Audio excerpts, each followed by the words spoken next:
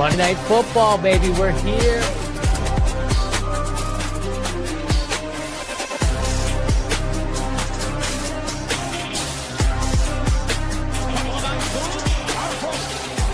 Touchdown in 46 seconds. Punches back. Touchdown.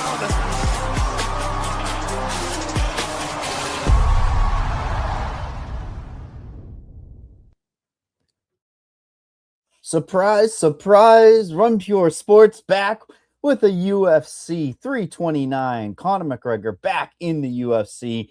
Max Holloway, the rematch. I don't think anybody necessarily saw it coming, but that's what we got dealt. And whether you hate him, you love him, Conor McGregor brings eyes to the sport, JSU, and that's what we like to see.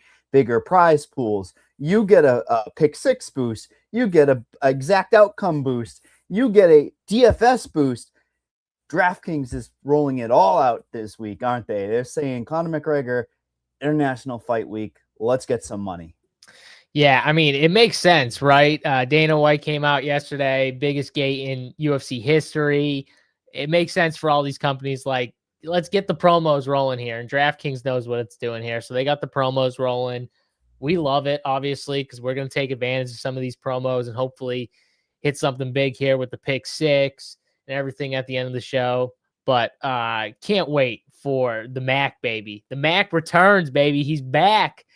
I know, and some people too, like a lot of people are just like shitting on, like, he's got no chance, whatever. It's just can we just have a little fun here? Can we just have a little fun with this, people? I mean, Conor McGregor cards are nuts. I can't wait for it. And the card itself is insane. I was saying this in the chat, I think yesterday, but or in one of the other shows I did this week, like, the UFC did not have to load this card up the way they did. They could have literally gave a slop with Conor McGregor on the card as the main event, and it would have been a great card still with a bunch of like slop fights. And instead they gave us so many bangers on this card. I mean, a few fights that could easily have been headliners themselves on main cards, and they gave them to us in this. So, so many good fights here. It's going to be insane. On top of the fact we get Conor McGregor back, 5 years. The guy hasn't fought in 5 years. It's going to be awesome. Isn't International Fight Week an interesting thing? Because it's like, I love MMA, but I feel like I get amped up every fucking week we have it. Don't you? Like, it feels like it's just a basic week. And I would love to go to International Fight Week, but it's like, you go to any of these shows that are around, these fighters are at the hotels. They're everywhere to be met. And, you don't necessarily have to pay the, TKO pricing of, whatever it is, $200 for a meet and greet. But you look at all these pictures that are coming out, like, Fight of the Year, Van and Royval at the award shows. And then you look at Ref of the Year, Mark Goddard, God bless. And then why do they not just name it the Ariel Helwani Award? It's like Ariel Helwani, 8 years in a row or some shit, It's like, come on, guys, what are we doing here? Yeah, the Ariel Helwani Award just continues. Obviously, smash it, but I don't know. You got Nina Drama there. She's pumped up, getting stuff. Yeah, it's just a good time all around. Come around to Nina Drama? I mean, I was not. It wasn't my style, but like, I never had like an issue with the Nina Drama stuff, because honestly, that's what gets clicks nowadays. That's what. So I totally understand it. I totally understand the UFC leaning into it and Nina getting all the looks and the love and stuff like that. It makes sense to me. That's that people click that shit. Absolutely. Everybody in chat, nice and early. Brandon, STK, Boof, Andy. Where's your Go Bills? No Go Bills yet, man. He'll be here. He's always there, my guy. The Bills. It might have a little Irish flair to it. My guy Landa always pops in for a little. I don't know anything about UFC, just dropping in for a like, saying that I'm following Tony on Holloway at -215. He's super passionate about it.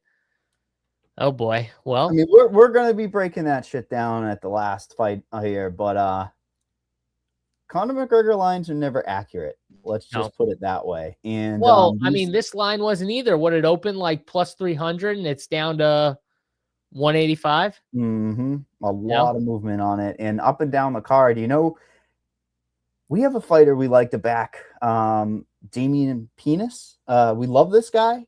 He's going to be the best penis ever in the UFC, and he's buried on this card too. So I mean, top to bottom, we start off though with a Cody Durden fight. I mean, what better way to start off a UFC 329?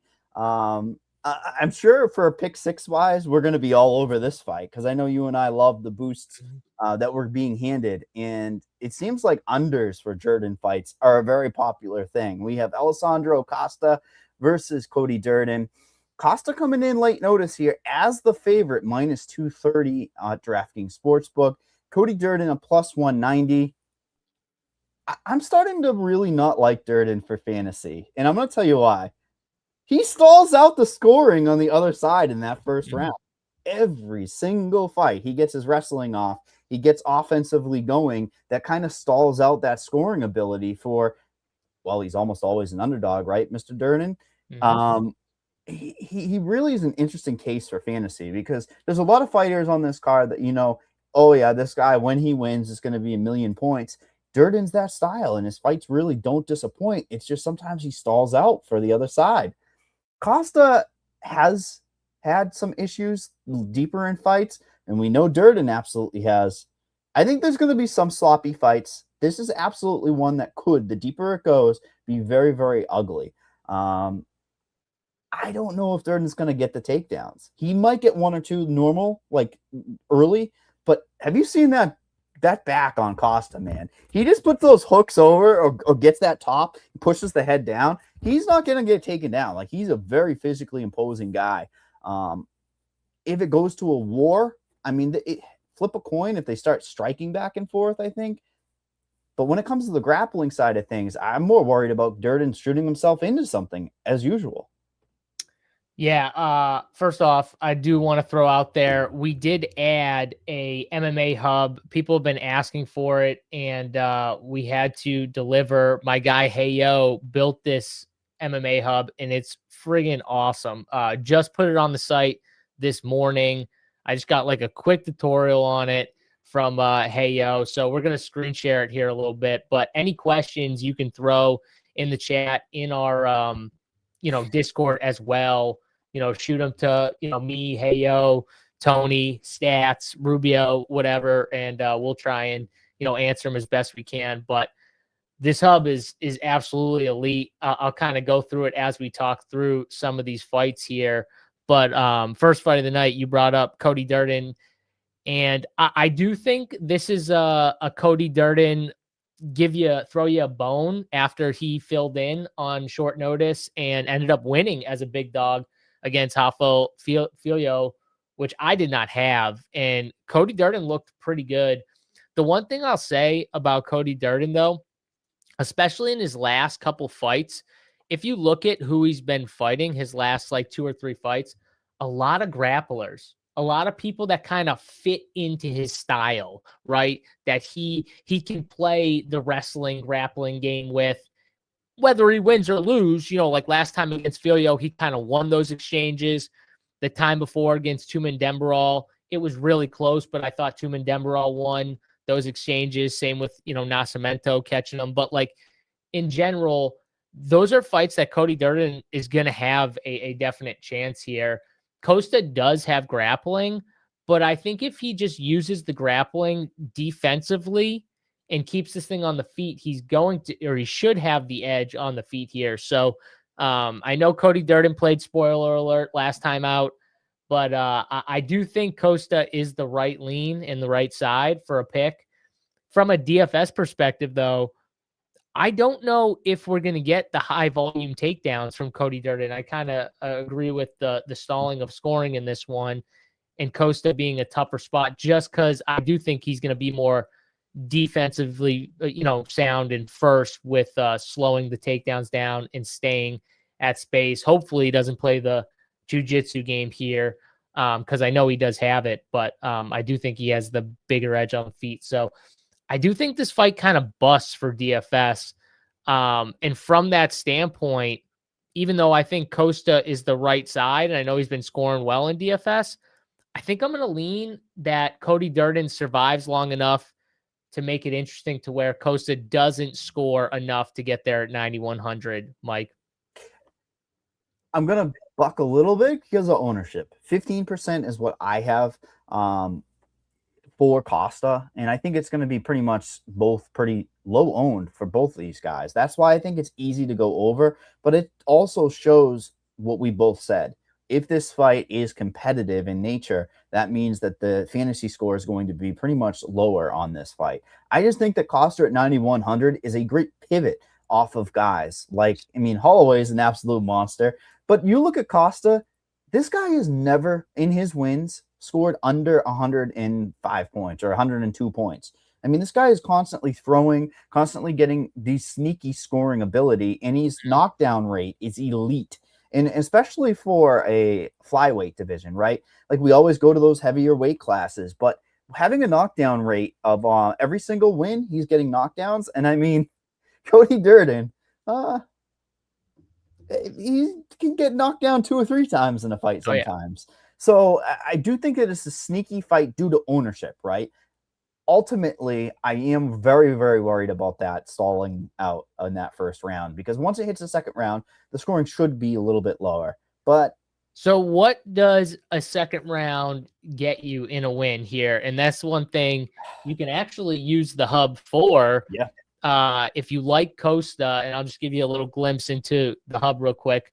You can manually go through each fight and kind of click through to see how fights score based off of how you have it finishing in the fight. So let's say we've got Costa winning by finish, right? Let's say by KO. You know, you can see the round 1 scoring, right? And then I could click round 2, and you can see how it changes based off of that as you go through, just to see. Look at how close it is. Yeah. It is funny because that's showing just the floor of the scoreability.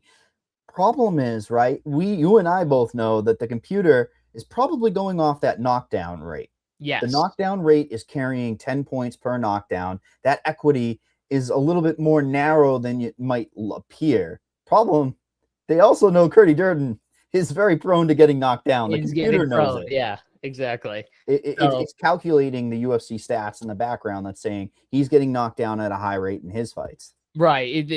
There's historical data running through the sims and everything like that. So it's calculating all of that stuff here. And you'll see, like, as we go through, we can do this with other fighters, and you'll see, like, there'll be way bigger drop-offs in some fights between rounds 1, rounds 2, and rounds 3. And it kind of goes back to your point of, like, low ownership. When he does score, like, when he does win, he wins and scores big. Normally. So, you know, that goes back to kind of your point of, like, man, maybe I should be at the field at 15%. It's a card. It's an ownership card. I think it's extremely difficult to make a bad lineup on this slate. That is such a stupid thing to say, but there's almost like you can get behind almost any fighter besides I don't think the big. He's a bad, honestly, I don't think he's like a bad play though. No, not at all. The thing is, I wish Durden was facing Ode Osborne, like the original matchup, because I would have been all over Durden in that matchup. I mean, Osborne is the Derek Lewis of the division in the flyweight. Do nothing, big movement, knock you down, don't finish you because I don't have that ability to do so, lose the fight. That's literally what he does. So I hope they run that eventually, but I'm going to be a little bit over the field on Costa to start. First fight of the night, going to dictate the pace for damn sure. And I think there's going to be a lot of action up and down the card. So, yeah, I mean, you might even want to do your same game parlay, right? Durden takedown, Costa knockout is probably going to be a pretty decent number if I were to guess. So I would say so. Another way to attack it. Let's move to this is like the divisive fight. This is the one that opened up and immediately got bet down and now is bet even closer. We have Ryan Gandra versus Zach Reese. We have on DraftKings Sportsbook a minus 136 for Gandra at this stage. Zach Reese is a plus 117 underdog. This is the fight I said that opened as Zach Reese offshore as a minus 300 favorite or so.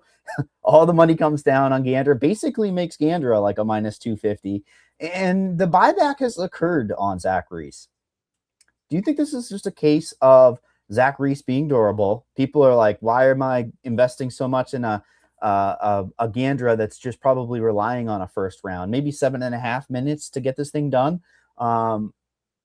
I think Reese's durability is not as good as people think. I don't know about you, but he keeps his head up, and it's concerning. Look at who he's fighting. I mean, really, like when you pull back the curtain on Zachary Reese, you got like Medina, Bakoyev, who was shown to be, I don't want to say like fraud, but fraud-ish for what people were saying about him. Todorovic, Dumas, McVeigh. I mean, that dude shouldn't even be in the UFC, let alone fighting. And then Pereira. So like not many like great fighters. I mean, he lost to Cody Brundage. So the resume is not great for Zachary Reese is kind of what I'm alluding to here. But yes, he does find a way to kind of extend fights. But is it a case of he's not really fighting that many proven good fighters? I mean, that's kind of how it looks to me. The problem is Ryan Gandra a good fighter? I'm not so sure of that. Medina is a punching bag. You lose to that. Not big deal, like getting the big score, 130. I just don't know. I don't really know if Ryan Gandra is that type of guy that's just going to run through a bunch of guys in this division. Maybe he is. Maybe he's better than I think. So I do think Zachary Reese could do enough to stall out Ryan Gandra, but I have a tough time picking Zach Reese. Oh, trust me, I do too. I think the length could present a little problem for Gandra, but what we see on tape is that the takedowns is the issue. It's not like we got Zach Reese that's like D1. This is the wrestling guy. This is a guy that can get takedowns in his fights. I think that's the X factor, is it not? That's really the big thing. If he's going to get takedowns, I mean, no one really takes down Michel Pereira. He was able to survive in that fight, got a takedown there. He does offensively wrestle. And I think that can win him rounds. That's why this line is close. It's going to come down to. It could take the sting out of some of those punches too. If you just start like grappling them early, holding on to them a little bit, you know, it could take the sting out of some of that power of Gandra early. And I could see Zachary's trying to do that, trying to wrestle a little bit early, trying to, you know, he knows he's gone 3 rounds. Like he knows he can do it. Like it's a pretty good game plan for him. I don't hate that take. That's a pretty good take. Yeah, I'm a sucker for inside the distance lines. I think they tell a big story and they correlate so directly with fantasy scoring. It's just as simple as that, right? You look at that first fight, obviously Costa is going to be the favorite, minus 110. Those are pretty good for 9,100. It's not like, you know, you're hoping it's minus 150. And Durden's not going to have the best because he's not expected to finish. He might come out hot and get finished, right? In this particular fight, the telling tale is that you have a minus like 120, minus 110 inside the distance for Gandra, 8,600 on DraftKings fantasy. And then Reese is plus 150. I mean, that's absurd. Like basically, if you're trying to make the lineups, you start clicking around on that hub, that UFC hub, start messing around with it. I bet you the scoring is going to correlate pretty damn good. If you start clicking Zach Reese second round, Gandra second round, it's going to be a coin flip based upon those inside the distance lines. It just makes a lot of sense, right? I think it's a great fight to target. I think it's ugly as shit. Anybody that says they know what's going to happen is lying to you. And you can't ignore that the public made Gandra the favorite. Somebody came back and said, no, Zach Reese is not that big of an underdog. And therefore, I do think that he could mix in some takedowns. Gandra is a bit of an X factor on this slate. Would you agree? Because I feel like whoever in this fight wins within a round and a half could absolutely be 105 points and be optimal for the pricing. Could be for sure. We also got a lot of tighter prices and maybe someone that expensive doesn't even make it on the optimal with 100 or 105, to be Yeah. honest with you. You know, it's an interesting card from that standpoint here. I do agree with your stand, though, that Zachary Reese could try and mix in takedowns and maybe try and slow this thing down. Are you picking Zach Reese or are you picking? Yeah, Gandra? ever so slightly. It's price tag based. It's got nothing to do with X's and O's as much as I think Reese has more tools to at least stall it out. He can win around. And I think, like you said, zapping him of the power, right? Gandra, the deeper the fight goes, even with it being ugly, if you get a takedown, you're going to win the round. And Gandra, unfortunately, probably will have the power. He can still one hit. He's got these hooks that always come at you. So Reese keeps distance. That's okay. And then shoots. This might be my parlay here. I might go Zach Reese 1 takedown and Gandra KO. That might be the parlay. Why not? I'm gonna stick with Gandra though. I think he finds a way to finish the fight. I got 25% ownership for Reese and Gandra being 30%. So it's ever so much an ownership card for me and you. And I think people are going to be drawn to the 8,600 on DraftKings minus 110 inside the distance line. We move on to the next fight where we see a late notice, John Garza facing the undefeated Farid Basharat. We have Farid coming in on DraftKings Sportsbook about a minus 600. Come back on John Garza about plus 450, plus 500. I expect more people to just parlay Farid Basharat in. Parlay. Now he gets into a fight here, late notice with John Garza. It's a dangerous fight for Farid. Farid wins fights, right? He knows when he's down. He'll go for takedowns. He'll win rounds. He'll throw 3 punches to your 1 punch if he's down, just to get the scorecards. The Matsumoto fight, man, that was a great fight. It was back and forth. Not going to be the same style here. I think it's probably more, if Garza can stop the takedowns, it's going to be tough because he hits hard.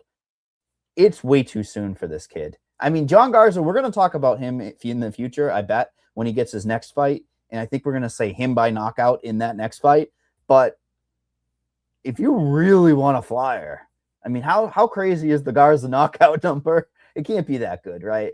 I saw plus 800, I think. I want double digits, but I'm not greedy. I mean, it's his direct path. So, I feel like you have to play that. Don't even play his money line because it's like Farid's going to be knocked out if he's taking those heavy hands from Garza. Wild. It's a wild dynamic because this fight wasn't on the slate. We just had the Gable Steveson a zillion, right, to 1 favorite. Now we have Basharat at 9,600 for fantasy. Garza's probably going to garner ownership, which makes me not want to play it, right? If he was the 5% or lower, maybe in fantasy, I'll take a $25 scratch off on him. But the wrestling advantage is going to be there for Farid. This is a fight where he can take the path of least resistance. We were clicking around on the Sims beforehand on UFC Hub. He's not expected to be very optimal on the optimal lineup. We saw about 5% to 7%. Is this a guy that you think could score well against a green Garza, or Garza be able to hang in there? Because I think if he hangs in there, the scoring just falls off a cliff. 9,600 to get to be exact. Yeah, first off, my guy, coffee, breakfast. Love to see you in chat. Caught you in the morning here on Friday. Yes, good to have people in here. Mom Rock's in here. Loving the hub, too. You got to love the hub here. It's friggin' awesome. You got to test it out. If you're a member, you got to check it out. Let us know what you think here. But in this fight, Farid Basharat did show me something last time out. I will say, I thought G Matsumoto was going to just dog him and he was going to kind of bow out, almost like quit, because he was just going to keep coming, keep getting in his face. And you saw in that fight, Gene Matsumoto was just eating. He was just walking through jabs. Because Farid does have this really good jab he throws out there, and he fights really long. That's the way he likes to fight.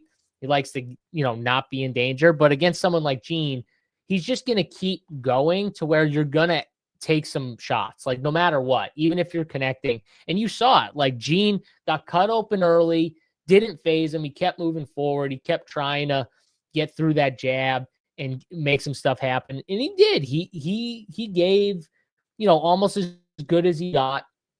Ended up losing a close decision. I think it was, at the end of the day, I think it was a very close fight. You could have given it to Gene. I think Farid winning, though, was fine. It wasn't like a complete robbery, but I did feel watching the fight live that Farid lost. When I watched it back, though, I was like, okay, I could see how you gave the first 2 rounds to Farid, not being biased now that I'm outside of losing money already on the fight.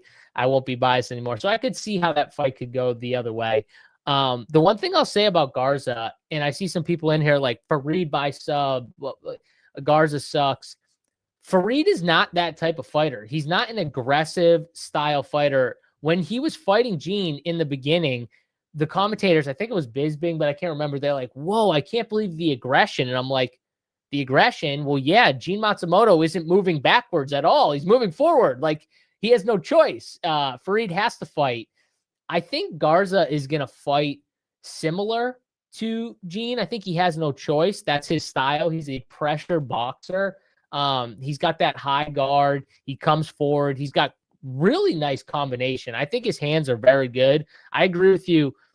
In a different matchup, I think he'd be a dog that would be one of my like favorites to bet on, because I don't think he's trash. I think what's trash about him is he does get taken down by pretty green fighters, which tells me Farid should be able to take him down and somewhat control him. Maybe he catches him standing up, because Garza will just find his way back to his feet pretty quickly. But he does get taken down very easily. So it could be a fight where Farid doesn't get the finish, but gets a lot of takedowns, because Garza's finding his way back to his feet and then getting taken down again to test Farid's gas tank, which he proved was pretty good, I thought, in the last fight, even though he slowed down. Most guys slow down with the pace of Gene Matsumoto, so that's not a knock on them. But I do think for dog shots, Garza's not a terrible dog to take some shots on. Like, I'm going to have some Garza in DFS, and I'm going to bet him too at this. I think the line is like pretty wide. And I do think, just when you look at just like strictly boxing, if he can get inside that jab of Farid, you can hurt Farid. Like, we saw that is one thing. And I do think John has the style that could get inside on that jab and make it interesting if he's not just spending the whole time on his back. So, good fight. I'm going to probably have more of the dog than Farid, but I do think this is a fight you could ladder takedowns on, Mike. You could do the whole ladder takedown. Yeah, I'm clicking around on DraftKings Sportsbook while you were talking. They now have round 1 significant strike markets opened, which I love it. I mean, remember, we just had significant strikes and takedowns. Now we have spreads, and there's just more. And I think the more opportunity, the better. What if I told you Farid Basharat, 18.5 first round significant strikes? John Garza's at 11.5 in the first round. It's plus 110 for over. I mean, this guy is going to have to strike and go. I kind of like that bet. The only way he gets under is if he's spending time stopping takedowns or on his back. Yeah. That's how he loses that. If he doesn't get taken down, he's going way over the 11 strikes. Yeah, correct. And then plus 110, it's a price play for me, especially clicking around. I think it was 3 of the 4 fights that I clicked around that Farid was over in the first round from his opponents, because there's a bit of a feeling out process. He doesn't shoot right away. He'll work himself into a fight, then go for it. Goofy guy hates the price tag on Farid. Yeah. The ownership, I would assume, reflects that. It does. He's going to be that 15% owned. I mean, he's a tough click. There might be somebody above him that everyone wants in their lineup. Maybe. Yeah, well, maybe. Yeah, that's the other thing. Again, though, I think for leverage, this is a good fight to maybe get to the field on both fight? What's Garza The coming in at? combined ownership is going to be well under 30% for this fight. I mean, I firmly think under. I could get 25-30% of this fight. Now, would you? So Durden and Costa are about the same, just slightly over, say 33%. Say a third of the field for either of these two fights. I think getting over on either of these fights, putting a rule in, might be something interesting to play with, because I don't hate that. I don't hate that. Maybe getting lower on the Gandra Reese fight or something like that. This is why you and I get along. We talk through things in real time. Yeah. We come up with strategies that, first of all, differentiate ourselves, but it's a plus EV play. Well, what about this too? So, like, I agree, the price tag for what we see from Farid is pretty bad, right? When you look at it, I mean, he doesn't normally score well because a lot of times he's just kind of dictating fights. But let's go through some of the fighters that he has fought recently outside of Gene Matsumoto. Chris Gutierrez. What does Chris Gutierrez like to do? He likes to hang out on the outside and kick. That's a perfect fight for Farid to just dance on the outside and do what he wants. Victor Hugo, similar thing. Lower volume guy who likes to be on the outside, throw heavy, but then move around. Good fight for Farid Basharat. Same thing with Lapalus. Similar stuff here. So you're seeing a pattern with like some of these low volume guys. Gene was like one of the first guys he fought that was really just like pressure, like all gas pressure. I do think Garza's the same way. He's going to go. John is going to fight very similar to Gene. Now, I don't think he's as good as Gene, but I do think his hands are cleaner than Gene. Gene kind of fights like he just like eats shit and moves forward. It kind of reminds me of like BSD in a way, where BSD's just his chin's right there for you to hit, but he'll just like walk through it. And if he gets through it, he's just going to throw heavy and then try and take you down. But Garza doesn't do like the takedown stuff. So he's going to try and do more of those like clean combinations and stuff, which I think is better against someone like Farid. You don't want to do like the grappling with Farid. I think that's where Gene, even though Gene had success getting him down, he didn't have success doing anything with those takedowns. So it really wasn't helping other than to give Farid a break and let him hold. By the way, he held the cage multiple times and Herb Dean just like sat there with his fucking hands behind his fucking ass and just did nothing, which was ridiculous. But I think that plays into this here a little bit, is who Farid has fought outside of Gene. Do you know how bad the UFC wants him to lose? If he loses, I want him before he gets out of the cage, they will cut him. His brother, I told you last show, you were like, what? He's in the PFL already. They signed him already, the brother. It's like they are not in the Basharat business. They have to keep him. I blame the UFC a little bit. When I look at who they've matched him up with, it's kind of their fault. Styles make fights. You got to give him someone that's going to push his style, because his style isn't changing. No. You know what I mean? Like, his style's not changing. So you got to give him the Matsumotos. You got to give him the Garzas. You got to give him guys that don't walk backwards, that don't step backwards, that don't play on the outside, that move forward and just constantly put pressure on you. Yeah. Because Farid showed he's got skills. He could go to a decision and they might be like, nah, dude, you're out. Undefeated fighter goes to PFL. If he loses to John Garza, you're probably right. They're probably done with him. Absolutely, man. We move to our favorite fighter. It has to be. By the way, is this true?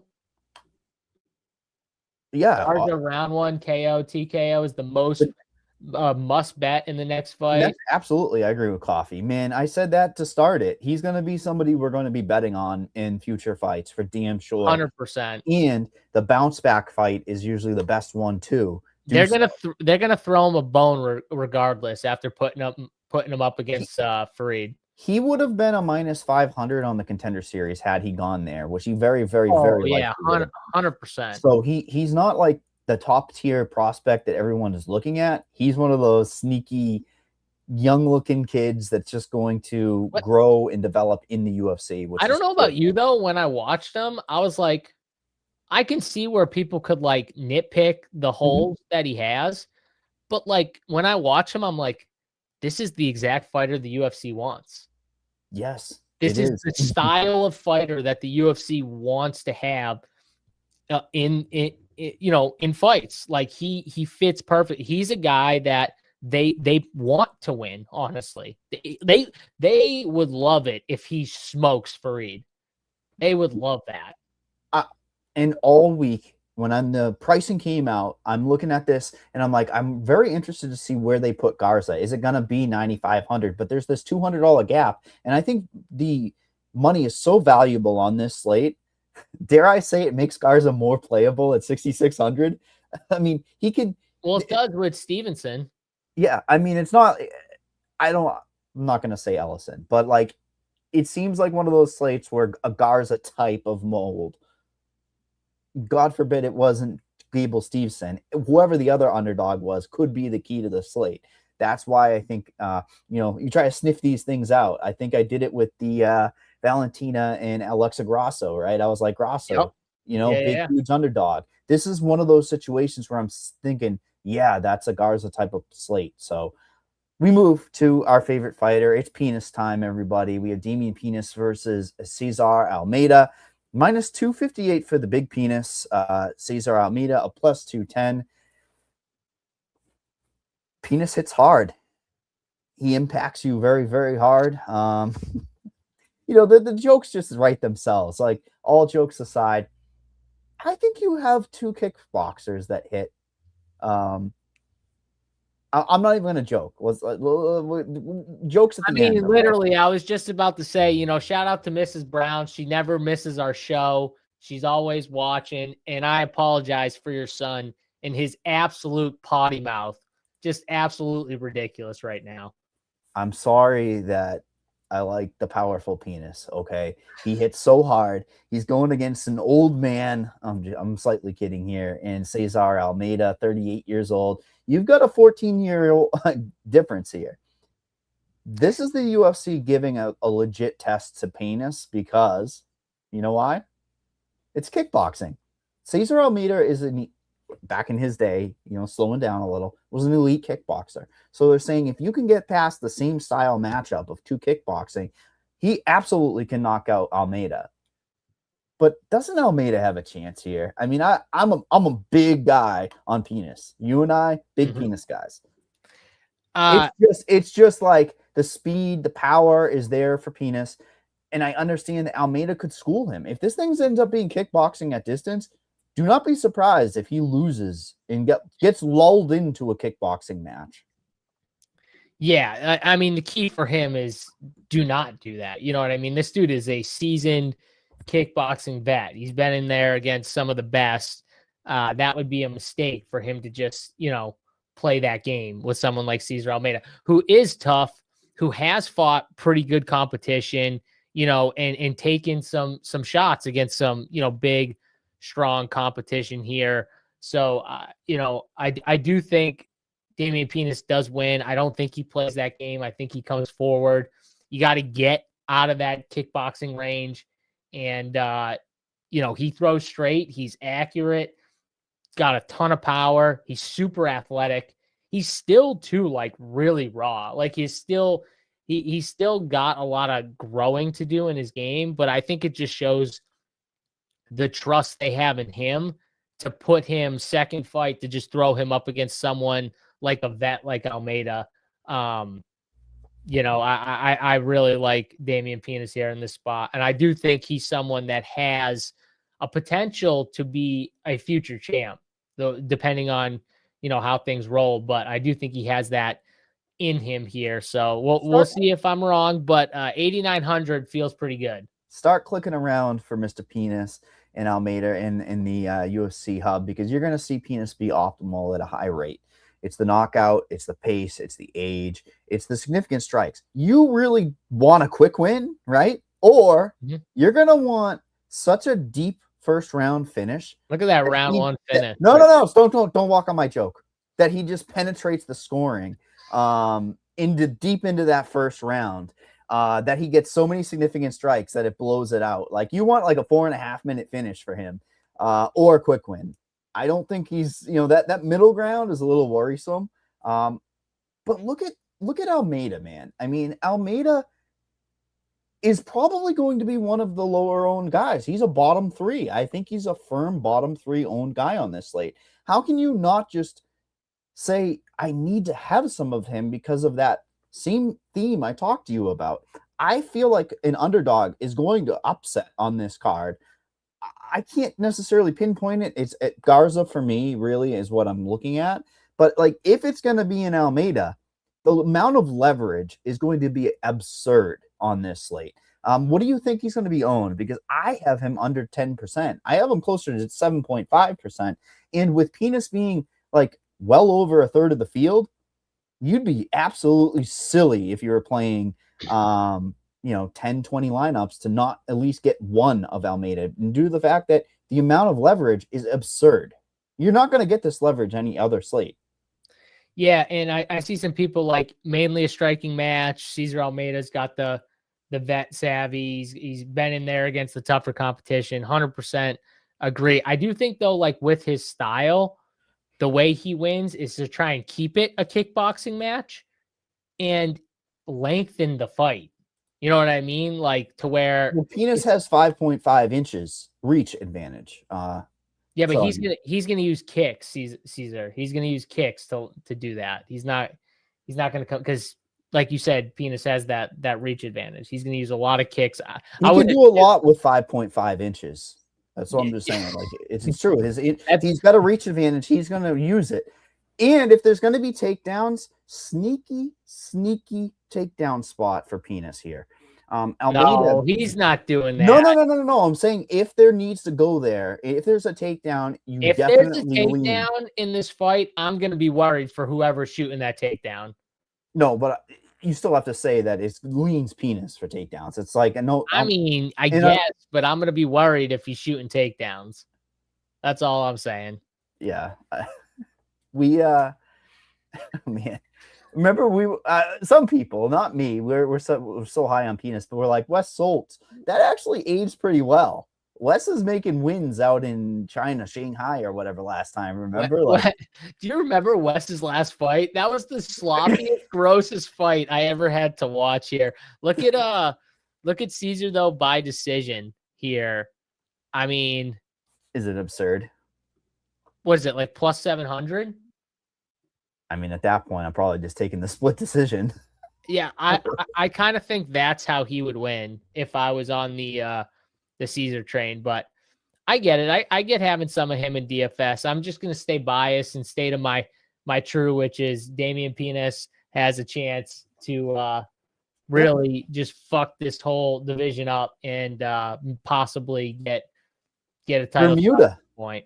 Bermuda on the board, 8,900. We were talking about, he's going to absorb a lot of that ownership. That's why I liked Costa a little bit more, because I think the ceiling is comparable, even though it's just $200 more to Costa. I might go that direction to be different, because I think Penis is going to be a first click for a lot of people.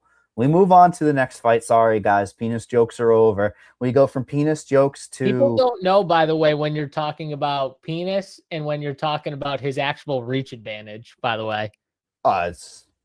It's okay. It's 5.5 inches. He has a 79.5-inch reach. Yeah.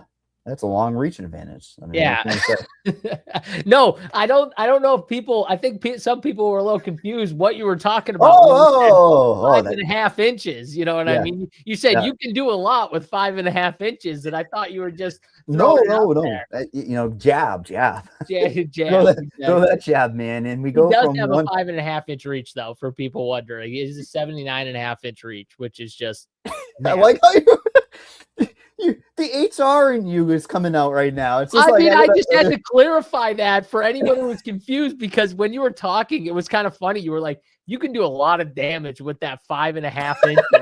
And I'm sitting there and I'm like, is he telling us something right now? Like, I don't know. Like, I mean, I guess, you can do a lot of damage, I guess, but not enough coffee in the day. Let's go from one Penis to one Wang.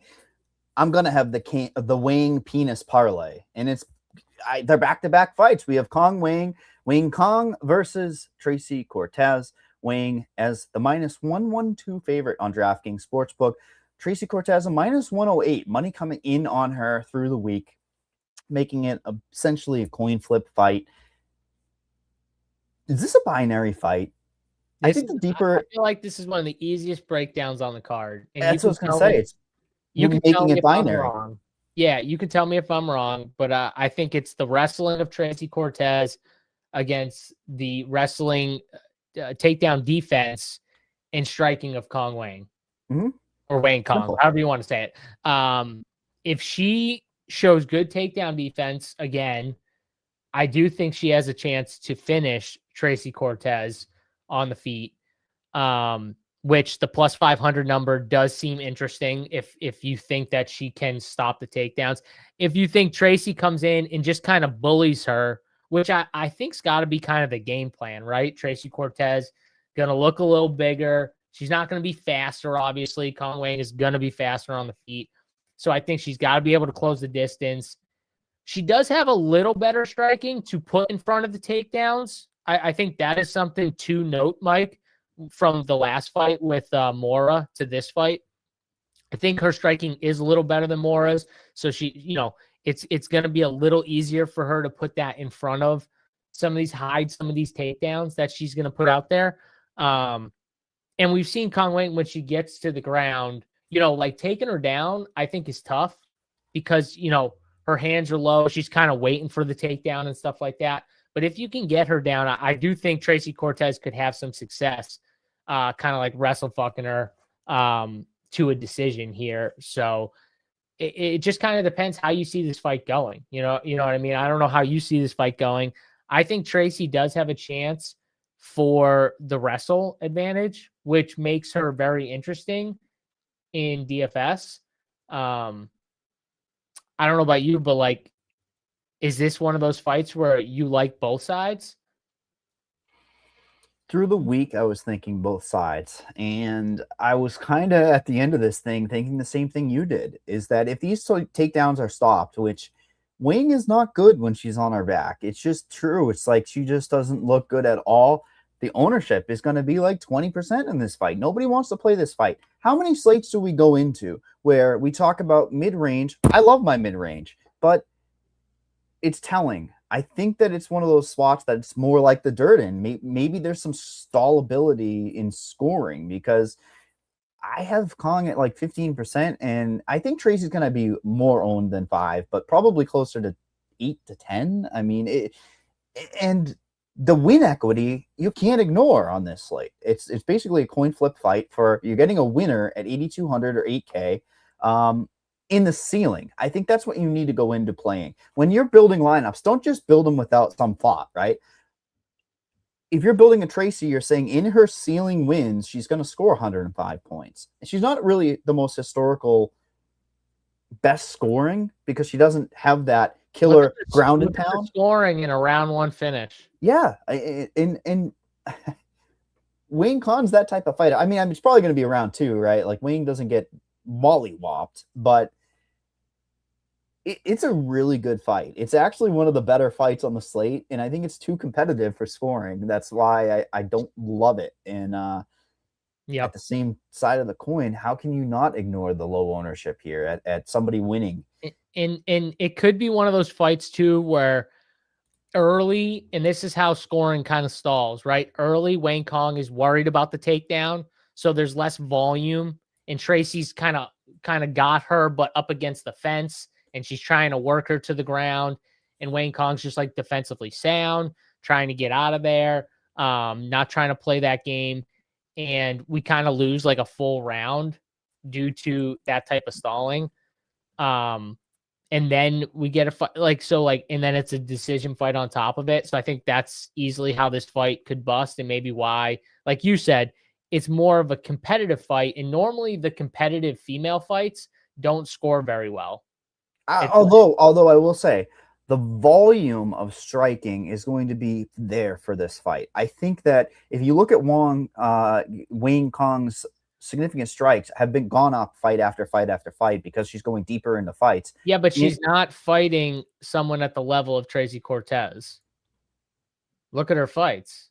Yeah, no, for damn sure. I mean, Cortez is facing the creme de la creme.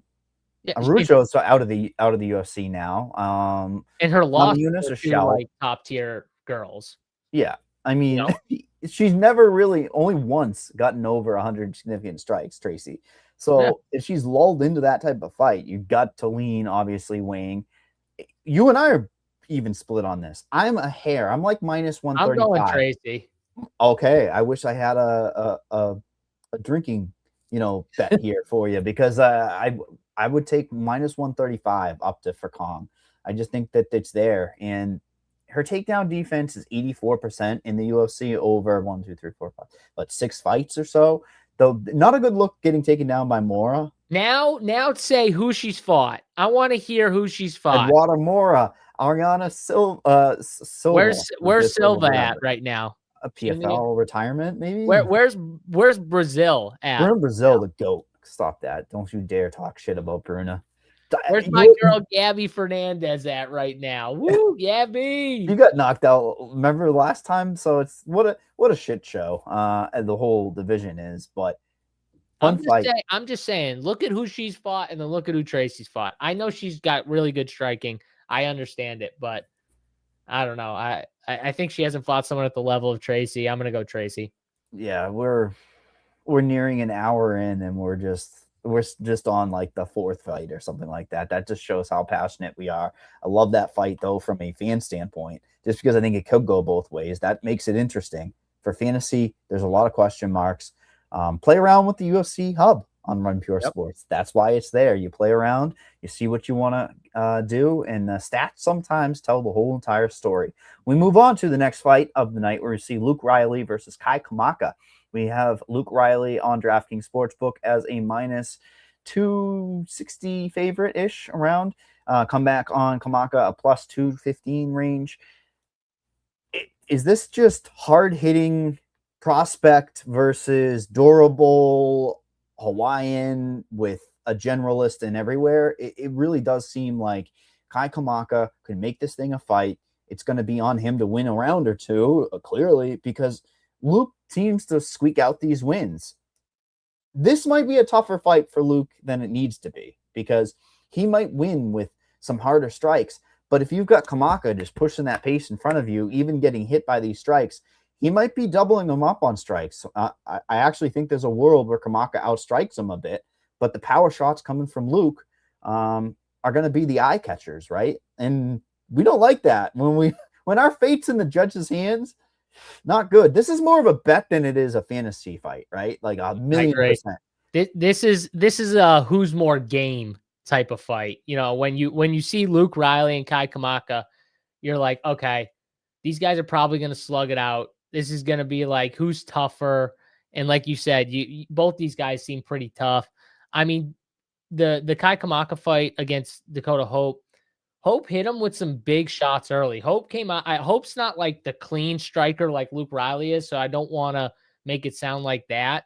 He's not like very good, but Dakota Hope does have power, and he did hit him with some stuff early, including a headbutt early, which dropped him. But there were some power shots in there that Kai Kamaka had to eat and kind of push through early in that fight. One thing that helped Kamaka was in the fight, Dakota Hope did start to slow down in that second and big time in that 3rd round. And Kai Kamaka kind of took over. I don't think that's going to happen with Luke Riley. So he's not going to have that advantage and the speed advantage, which obviously he had once Dakota Hope just really slowed down. He had a massive speed advantage. He won't have those, but I do think he's tough enough. And I do think his striking is pretty good to, I guess, hang with Luke Riley. And it kind of comes down to like, is he tough enough to withstand a couple of those big shots Luke Riley's going to kind of put out there and give him? I think he is, so I think this is a decision fight. And honestly, I think it's dog or pass for me. I kind of like Kamaka here. I feel like the line is a little wide here from a betting standpoint. And from a DFS standpoint, I think I am going to be dog or pass with Kamaka. It's an organic play. It's one of those situations where nobody's going to want to play Luke Riley, so therefore everyone in fantasy is going to want to play Kamaka. And I just don't think you can play Riley as leverage or that favorite with, because like in 9,300, even a second round finish, you're screwed. There's no way he's going to be optimal. So you really have 5 minutes to play with if you're playing Mr. Riley. Now, Kamaka, I have him probably a third of the field. Don't you think they're going to go to him? 6,900, nice. On a slate where you're really, if you're going this far down, you're probably going stars and scrubs, right? Like, there's no way that you're building a mid-tier lineup with Kamaka. No, it's a stars and scrub lineup with Kamaka. So I honestly think you're just building a floor, which isn't the way to build on this slate. I think it's a fadeable fight because Kamaka, I mean, if Riley wins a split decision, you're just like, thank you. And I think that's at a high rate that happened. Yeah. So I think just fading this fight and letting the chalk go towards Kamaka is a smart idea. Coffee and Breakfast says Kamaka doesn't throw enough for me. He stares too much for me. Yeah, but I think Luke Riley is going to force more of the volume out of Kamaka. It's kind of a fight where I could see both guys getting over on significant strikes. Yeah, when you look at UFC stats, Riley's output is 5.56 per minute. That's pretty elite. That's decent output. But of course, that number where if he's staring, he's getting put down. Like he's gonna have to throw. Kamaka is impressive to get back to the UFC. I mean, that's the biggest thing to me is that like he worked his ass off. He took that fight on short notice, right? That last fight. I'm pretty sure, yeah. And there was no world where I was gonna bet a Kai Kamaka. And he looked pretty good. Like he had a good gas tank. You know what I mean? Like taking the fight on short notice, like his gas tank looked pretty good. I'm gonna plagiarize off of Cody Safdie, who said Kai Kamaka is the Brad Tavares at lower weight. it's like Hawaiian. I mean, you could plagiarize off of whoever. Obviously, we know where he got that one from. Like Hawaiian tough guy. And it's just like he doesn't do anything but strike, really. I mean, he did mix in a takedown last fight. I just don't see the takedowns presenting themselves. If any fight, though, is going to go opposite of what we think, it's probably going to be that fight. Don't you agree? Where they both bite down and they say, let's go for 50K? Because it's going to be tough to get a bonus on this slate. It's going to be real tough. And Luke Riley is one of those prospects the UFC clearly want to get behind, but they're slow burning him. They are not throwing him top 15 because they know the holes. He's got big holes, you know what I mean? And they're giving him specific guys. You know, Kai Kamaka is a good matchup for Luke Riley to kind of show out. You know what I mean? So the UFC is doing right by him. But I don't think Kai Kamaka is just an easy out, is kind of what I'm saying. So he might be a good matchup, but I don't think he's an easy out. Yeah. Difference. Agree with maybe overs on significant strikes, you know, just blow it up. What do we think with round 3? So round 3, Luke Riley. I would say it doesn't score as well. 75. 84. Close. So that's the knockdown. They're going to, the base is that 5.5 significant strikes. Our Sims are cooking it because, you know, 10 points plus, 35 for the win? So you got 35. 30, so you're getting about 30, right? No, 35. 35. Yeah, it's slightly more for the third round. They're just saying the base is that significant strikes that's cooking up him to 84.1 if you're looking at that third round finish. And that's what you can do on every single one of those fights on our UFC hub. Put that in there and then see what ends up spitting out. Put me in the game. Coach Chris says Riley has to pay that price tag off. I don't see it. I agree. I don't see it either. I don't either. Let's move on to the next fight where we see I don't know what we see in Cody Garbrandt anymore, but we have Cody Garbrandt versus Adrian Yanez. We have Mr. Yanez coming in at a minus 400 on some books, minus 500 on others. A lot of money coming in on him after the opener versus Garbrandt's plus 300, plus 350 range. What a wild world, isn't it? Cody Garbrandt at a plus 350 price tag in this economy. I blindly want to bet him so bad. I don't think he's got the wrestling advantage. Like, Yanez has good takedown defense. How many times have we heard from the UFC? Top boxer in the UFC, Adrian Yanez. He does. He's crisper. He's going to be better on the feet. And remember what he did in that last fight? It's kind of the same fight as the Ricky Simon fight. I do actually believe that, firmly believe it. He almost doubled him up on significant strikes. Did you know that on that Simon fight? I mean, he loses. It's a draw. I thought I should have won that one with late knockdown. Awesome fight. I actually think Yanez can get the finish here. I'm going to just lay it out there. I think it's a little bit of a bolder take because I think, people think it'll be at distance. It'll be a striking battle. I think Garbrandt needs to shit or get off the pot. He needs to go. He needs to try to make something happen. His career is just really, he gets kicked in the balls a million times last time. He's puking everywhere. He barely squeaks out a win after that. That's not a good look. And he's going to force something. I think he's going to make a decision making that's going to force him into something where Yanez hits him. He's stumbled. There might be multiple knockdowns in this fight as well. I hope Cody just says, let's bite down on the mouthpiece and trade, because Yanez will just ice him. He's got much sharper combinations, powerful. Minus 115. It's a good zig when everybody's zagging with him as well. Price tag, 9,400 for fantasy, 20% of the field. I guess it's organic, right? Because everyone above him is so much more expensive. Where do you land on this fight? Do you see a finish? I could see a late finish, like a second or third round finish here. I think early Cody's just going to be, doing Cody things like stick and run. And Yanez is going to be trying to kind of track him down, trying to get off his boxing combinations and stuff like that, which I do think obviously it's going to be fast, everything like that. So I do think Yanez wins this fight, and I think it looks pretty easy. The question is, does he finish, and does he get there at 9,400? And man, I just don't think I can do it with him. I think there's so many other guys. I get the ownership. I get it. It's just, I got to see it with him. And Cody's one of those guys that he can just naturally stall out fights and drive you friggin' insane the way he fights. So, I get going Yanez. I think it could be a late finish, though. I don't mind taking a flyer on a second or third round finish. I just don't think you get there at 9,400. Somewhat of an unknown ceiling, and I don't even think the computer will know. Like, if you start putting Yanez in our UFC hub here by third round, it's probably going to be lower than what Luke Riley's is, honestly, just based on, Yanez and the style of fight, maybe some stalling in that fight, this fight rather. One interesting stat is a negative differential is always telling for CJ fan strikes. And Cody has so many fights. Do you know that his output is 2.79, absorbing 3.66, almost a full point?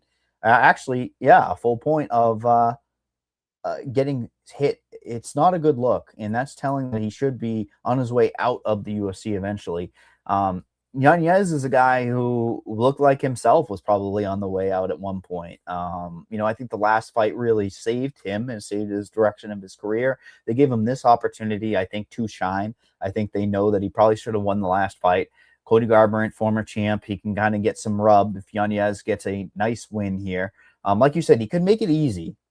And I think it really comes down to if Yanez can get that finish, which I do think it presents itself. He's got volume striking. Cody can get lulled into these striking affairs where he hasn't been tested in a while, right? I mean, Cody, how many times has he been knocked out? Like the Kai Kara France, he moves down. Davison Figueiredo gets him out by submission. Ronnie Barcelos winning against you, not the best look either.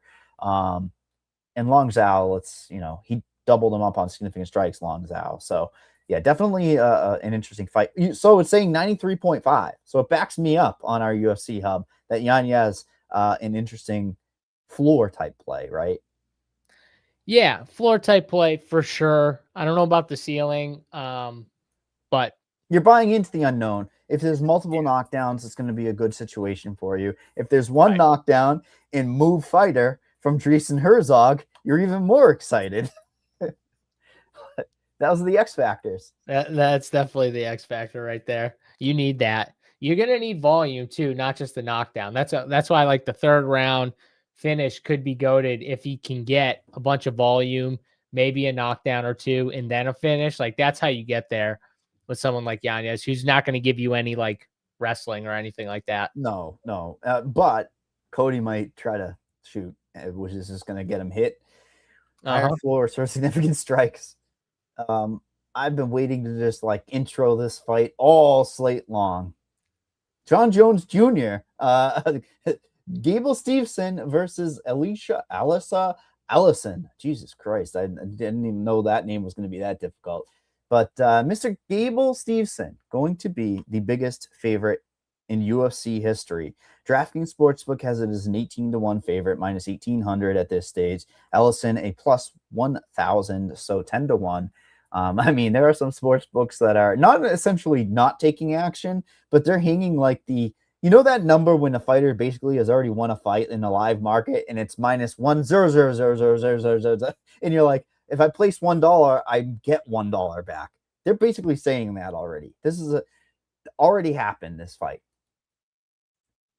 What the hell are you doing? Like, how do we even break this down? What do we talk about? What do we talk about? Like, this is coming from a UFC purist, man. I love this shit. It's like, this is an Olympic wrestler working his way with heavy hands in his first few fights. Should have gone through the Contender Series. Didn't go the Bo Nickel. Right to the UFC. If Allison had more of a pulse than just getting on to the UFC because they had a Contender Series fight take place in the UFC against, like, it's a weird situation. Like, they know what they're doing. It's a Contender Series fight taking place in the UFC. He would have been a minus gajillion anyways. Is this as simple as 0.5 rounds over or under? Like, what are we doing here? Well, I mean, I think the question is more, what do we do for DFS? Like, I think, from a betting standpoint, what are we going to do here? That's what I said. I legit think from a betting standpoint, the only way you can break this thing down is over or under 0.5 rounds. So 2.5 minutes. That is the legit side. What's the line on that? Pull it up right now. It's going to be absurd. 1.5 is under minus 600 basically. So the 0.5 is under plus 120. I'm taking the under. I'm sorry. You're giving me plus 120 on 2.5 minutes. Gable Steveson should immediately shoot a takedown, immediately shoot something, just murders this guy. You would think that that's the game plan, right? Just shoot, get the takedown, and elbow, move fighter, and he maybe gets a couple more elbows in, and then that's it. I mean, this dude is obviously, these guys are massive, but this dude should be able to roll. I don't even know why he'd strike with him, but do us a favor. This is how you break it down for fantasy. Open up the Sims so you can see how often he's optimal. That's what matters, right? It's like, how often is he going to be optimal? And if you're at that price tag, right, he's eating up so much of your salary at 9,900. You want me to move into the sim stats real quick?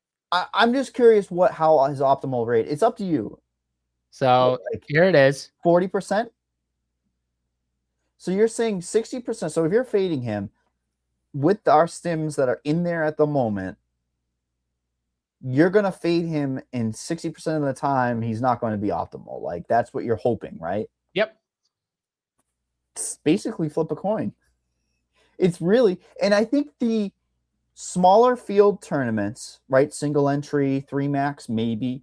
You can start fading with a little bit of confidence that everyone's going to be a first click. I think that's the way you attack it. You build a lineup that's a little bit more balanced, right? Because you're sacrificing so much. It's not like you're going to play Allison. Like, I wish I could. Give me who's another one of the lower tier heavyweights that I could maybe sprinkle on. Yeah, I mean, are you gonna play any Allison at all? Or are you just gonna like be under on the fight? Because I know you like. I mean, I told you I feel like it's a slate where an Allison, Garza, or I guess I don't even So know. you're just gonna play like Low Field end. Ellison, like 5% Ellison? Yeah, I think. I mean, this line is absurd. You got to agree. But period. Oh yeah, He's like an amazing fighter. He's an amazing prospect. But if I was betting this line though, yeah, like it would be dog or pass, I guess, unless I could cook up some type of parlay that got me to like even money. That I was like, okay, that's fair. Like your minus 2.5 was what? 2.5 minutes? 2.5 minutes plus 120 is under.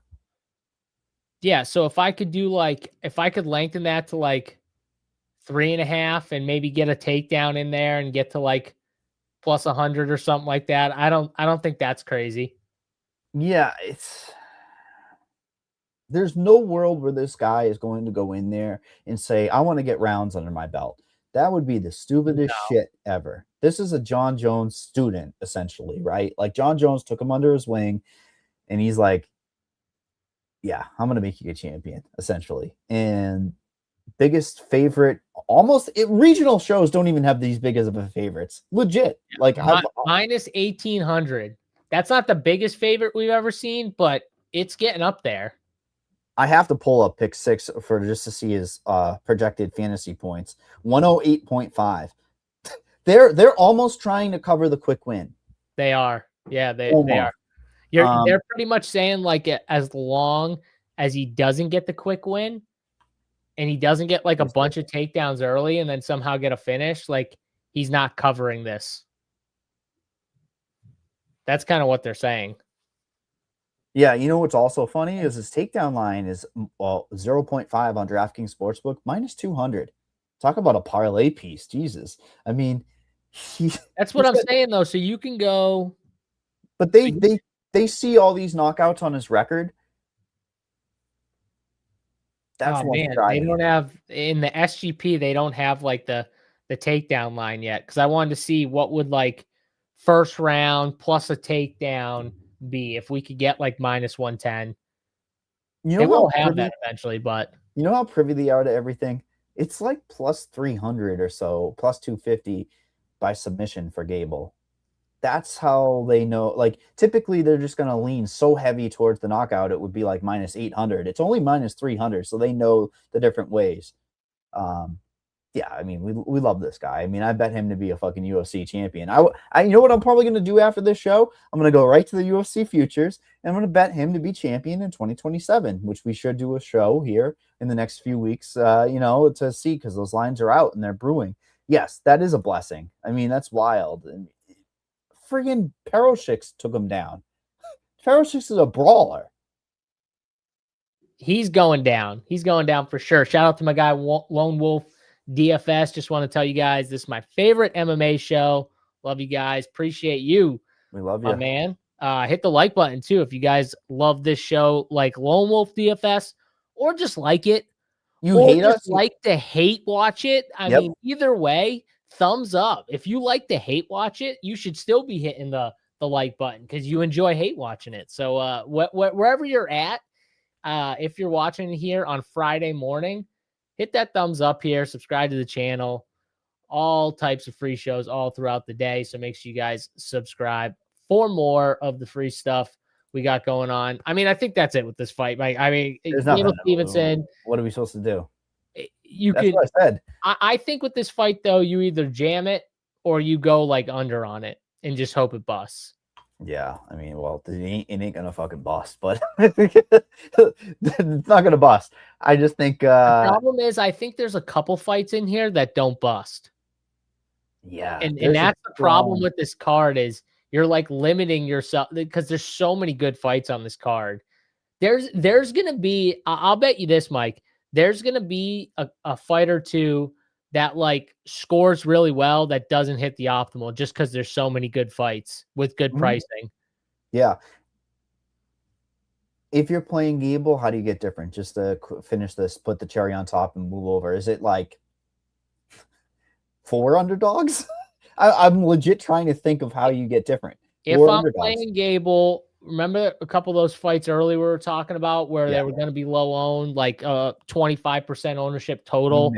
I'm trying to mix in 2 of those 3 fights. Got it. Yeah. So you're looking No, for those single digits, the lower than at 25. least one. You know what I mean? I think you need one of those type of fighters, those type of low owned fighters to really try and be unique. I mean, And then, or you just dupe with a lot of friends. I mean, or it's you up just to you. say, hey, no piece of the main event. That's what I think I start with. We move Yeah, on. Yeah. I mean, that's legit the only that'll other make you way. different. That'll make you different. Let's move on to the next fight of the night where we see Robert Whittaker as the favorite versus Nikita Krylov, -125 on DraftKings Sportsbook, staying as the favorite with a lot of money through the week coming in on Nikita Krylov. Nikita, the natural heavier weight here. Bobby Knuckles moving up in weight here. Is he taking this shit serious? Like, what are we doing? This is tough. I've never been necessarily a Nikita Krylov guy. That last fight, pretty good. Pretty damn good. Upset the apple cart. I was not on him. Never have been. He's been a guy I can't get correct. But Modestus, he gets him out of there, which is pretty good because Modestus has been durable. Bobby Knuckles needs a win, obviously. Does he? What do we do? Do we stand and trade? Like, what's the game plan here? I think my worry is that people are going to get sucked into this fight. People are going to see heavier weight class. Robert Whittaker, probably somehow on my ownership going to be like 10% owned, but Krylov getting that money line equity. I think people are going to be sucked in here. Don't you agree? Like 33% of the field. Now you've got a little bit of equity on Krylov for win equity. You certainly have a ceiling, right? Like the weight class, the finish possibilities here. Do you think Krylov closes a favorite? You think there's a world where that happens? I do think there's a world where that happens. I think the weight in the natural weight class is playing into this line a lot here. I don't know about you, Mike, but I think that is what Bobby Knuckles moving up multiple weight classes throughout his career. And now he's fighting up and Nikita Krylov natural here. When I looked at this fight originally, like a week ago, when I saw the line, I was like, man, Bobby Knuckles, he was like 185, I think, -185, -200 or something like that. And I was like, okay, yeah, that kind of makes some sense to me. I can see it. And now the line has just completely crashed down to where it's like, maybe I'm just wrong. Maybe my first look was wrong. And I'm kind of starting to budge a little bit from I think Robert Whittaker's the right side to maybe I'm off and Nikita Krylov is the side I should be targeting with this weight. He did look better against Bukauskas. I'm not a big fan of Bukauskas, but he did look better against them. The chin kind of held up. He's had chin concerns in the past. I do think he's going to naturally just be the bigger guy, which is going to help him against Bobby, to where I'm like less afraid of Bobby putting him down. So yeah, I think I'm going to go with Krylov here. And I assume he's going to be a very popular dog with the way this line is starting to close. I mean, I think he's going to 10%. flip. Oh, yeah. No, I agree with that. I'm saying, like, I think if he flips as a favorite, 7,500, people are going to start to lean his way. Oh, yeah. It'll be just, he'll be like the typical chalk where it's the first click. The only way that actually this line could stay in check, though, is just because you have like some of the most popular fighters in UFC history as dogs on this card. Like Conor McGregor and Patty's super popular. Like Mario Batista, like they have good fighters as dogs. Brandon Royval. Yeah. The money that could keep it in check. The money is headed towards Krylov inside the distance too, which is telling because typically you'll see the money line move and then the inside the distance lags behind a little bit, right? Like that usually doesn't go together. Krylov by sub is plus 750 on DraftKings Sportsbook. Ooh. Club and sub. I might have to sprinkle. A little bit. I wonder just fight as a whole by sub might cover some nice price tag too. Not that Bobby's going to go for a sub, but no, yeah, I don't think he will, but maybe you never know. Yeah, to be fair, this is a fight where I'm plugging my nose and probably fading, and I'm kind of hoping that Whittaker wins like a 29-28. Well, that's what you hope. If you're fading this fight, you just hope decision, I think. And split. Like, let it be close contested. And I do think you run this thing 100 times. I think there's a lot of different outcomes in this particular fight, though. That's the worry, even though I kind of just want it to bust. I don't think the next fight's going to bust. I think if you're going to lock any goddamn fight on this slate, you just go Terrence McKinney fight, you go violence, you go minus 130 McKinney pre, and then Bobby Green's line live is going to balloon from the plus 110 on DraftKings Sportsbook to what? Plus 250, plus 300. You just got to click it real quick when it goes because it'll probably close pretty quick after it. But T-Mac fight, man. I mean, this is it. This is Bobby Green is finally getting his love. He's got his own fight shorts, man. But his fight shorts are going to be on the mat. Whether it's being taken down or like just violently getting knocked out. I mean, you talked earlier about the Tracy and Wayne Kong fight, right? Like being somewhat simple. It's Terrence McKinney. Terrence will fade late. Bobby's got the durability late to hang in there as long as he survives early. He should be able to school him late. It's a great fight. I like this fight. Like, if this isn't one of those either wars or they point to the center and go, I'd be shocked. I would be shocked too if this wasn't a war. I love the back and forth with these two guys. Like, oh, fuck this guy. I thought he was my friend. Like the way they're kind of talking up this fight a little bit for fun. You know what I mean? This fight is gonna be fun. I think both fighters are gonna go out there and try and do their thing and finish the fight and everything Murder like the that. other. You can say Finish the other violently. I lean though. It sounds like you lean the Terrence side. I lean the King Green side. I think King Green, he's tough to get a hold of. Even when you get a hold of him, he's not that easy to just like put down and finish unless you look at who he's getting finished by. Ruffy. Well, that aged really fucking well. Paddy Pimblett. Okay, we knocking him for getting subbed by Paddy Pimblett. I'm not knocking him for getting subbed by Paddy. Paddy's grappling's absolutely insane. We're gonna find out about that later. Turner's a fucking beast, man. I don't care what anyone. Turner is a beast. These losses, they're good losses, man. They're not losses where you need to be like, whoa, that's terrible. I mean, Makhachev, obviously. I don't know. Like, to me, Bobby is the guy who's fought the better competition. Yeah, he's lost to some of the big time step ups, but at least he's fought them. Terrence McKinney, every time he stepped up just a little bit, like a hair, he's losing. Like literally a hair. Bobby Green's beating a lot of the guys he's losing to, I think. So to me, I think it's a great fight. I think it's a fight for DFS. We just slam, like just all in slam. Yep. But as a bet, I'm gonna keep rolling with Dog King Green here. I've been betting him. I bet him with the Zellhuber, that nonsense line that was Daniel Zellhuber at like minus 200 or whatever. That was ridiculous.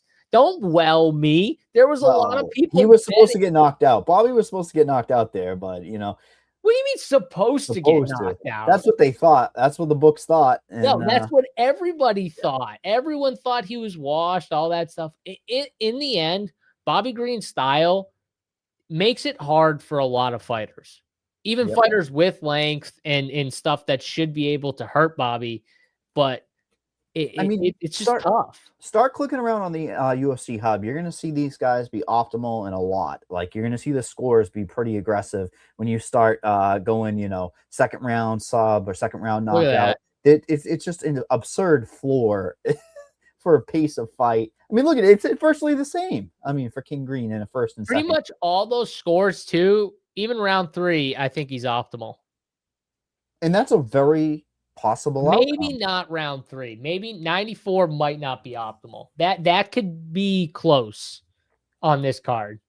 Yeah, I mean, But it might be. It still has a chance to be optimal, is what I'm saying. I don't think it gets to round 3 is the point anyways, so. Yeah.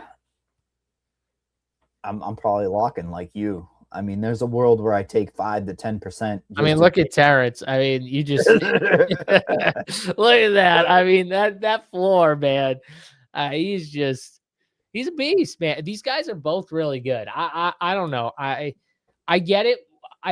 Do we agree that at the end of this fight, one fighter just looks way better than the other? Or do we think it's like there's no world that's competitive? Yeah. I don't know if that makes sense. I mean, even if I keep calling him Bobby, I respect you, King Green. That's that's my boy.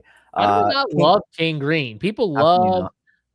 I don't like calling people King, but people like Bobby King Green. His fight style, like he's fun. He deserves a main event.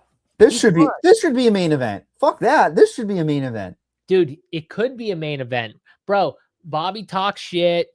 Terrence comes out there trying to just like take your head off or run right through you.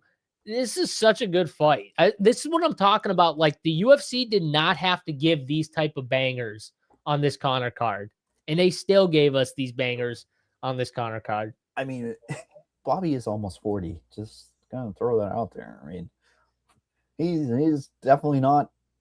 He's aging well. Give him that. I'll give him it. That's what I'm talking about.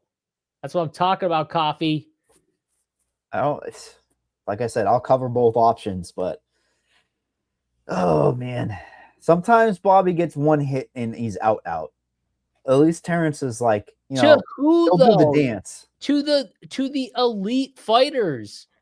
Elite fighters. Those guys are elite. I understand. Terrence hasn't even fought. Who's the best fighter Terrence McKinney's fought? I can tell you right now, it is. Yeah, tell me. I'm scrolling. Borislav? Yaroslav? No, stop it. That's not the best guy he's fought. Ribovic had a hell of a lot of rub. I mean, Duncan's got main events. Yeah. Did you just see what Duncan got put through in that last main event? Yeah. Well, you're talking about that fight being. By the way, I told everyone Hanada Moicano was free money. Mm-hmm. That was such free money. Yeah. That's real free money, by the way. I don't want to hear this stuff. Free money. We're talking about -200, -300 favorites. Stop with that bullshit, okay? Free money. Give me a real bet. You talked about elite. This next fight is two of the most elite flyweights in the world. We have Leonard Kavanagh versus Brandon Royval, a -210 favorite for Mr. Kavanagh. Royval +170. I'm just going to toss it to you for this one. Like, I don't even want an intro it because this is a great fight. Another situation where both the guys have been in main events back and forth. Now they're on a Conor card. Winner probably gets to the title shot next again, right? Yeah.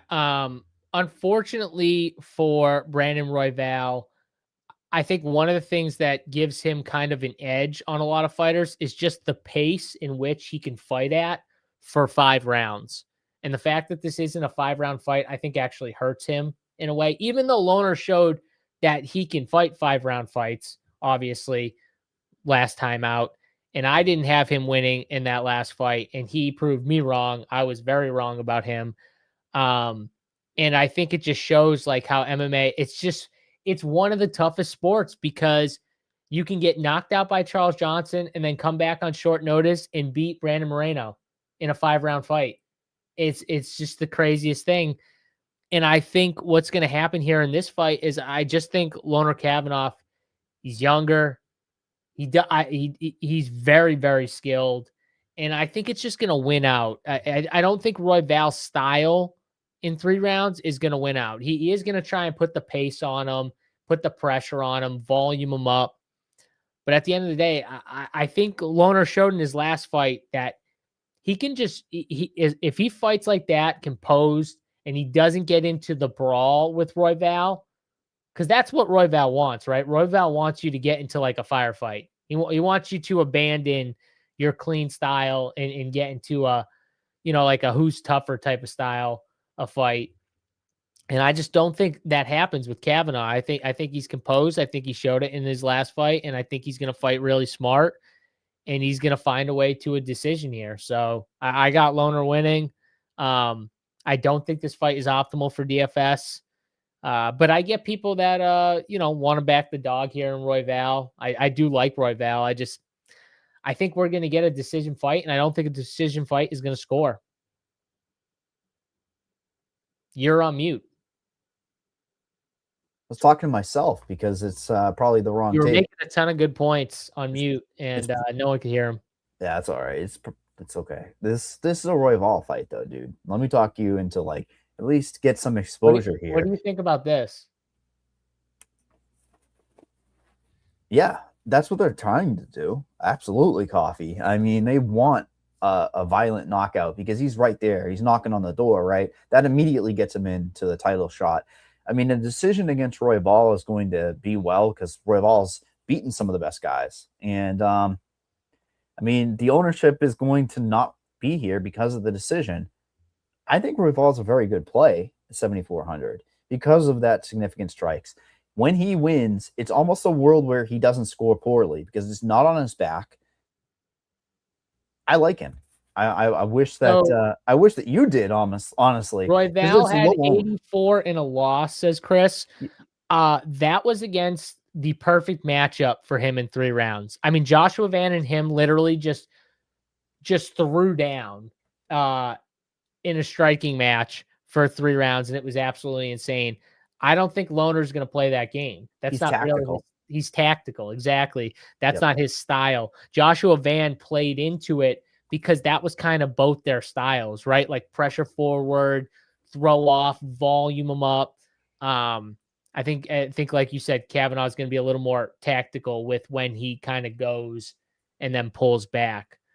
I guess it's just easier to get over the field on a Royval on this slate. That's why I would like to play him. I do think he's the better DFS play, regardless of who I think wins the fight. I think it's dog or pass for DFS. Did you see that picture that was going around with him with that it's almost like I don't want to speak out my ass, but it was like a CTE bullshit thing on Royval's head. I guess it helps with fucking brain function and shit. No, it was this futuristic red light, whatever the hell, right? Everybody has these things. Yeah, look at Royval. Concerning. Look at how good Royval's scoring in a finish though compared to Loner in the Sims. Pace. This fight is on Royval because if he can set that pace early and Kavanaugh hangs in there, the scoring is going to be far superior than what the ownership is on this fight. I see Kavanaugh as a great pivot off of your penis. I guess I don't know if you want to keep Holloway in that regard. And then he's priced off of these mid-range that are really, really good, right? Like he's not in with St. Denis or McKinney. He's just I think I'd rather get a couple extra bucks and get to Costa. Yeah. Because Kavanaugh isn't the guy. He's going to wait for the finish to present itself. He's not the guy to go out. We talked about it in these closer style where it's more competitive. Sometimes the scoring that hurts the scoring in ways when it's more competitive. Yeah. No, for sure. Yeah. Awesome slate. It's an awesome slate when you got a Brandon Royval potentially 10 to 15% owned in a flyweight fight, which I am a big flyweight guy because the action's always there, right? At least they'll be going for scoring ability. Let's move on to the next fight where we see another fight that, it's, I guess they're both in contention for a title. I mean, one of these guys still needs to make a big exclamation point, but I don't see this fight being the one where either of them do. We have the rematch, Corey Sandhagen versus Mario Bautista. Sandhagen minus 130 on DraftKings Sportsbook. Come back on Bautista a plus 110. Sandhagen gets the Bautista when he was green. See ya, submission later, does what he needs to do. Well, it is what it is, right?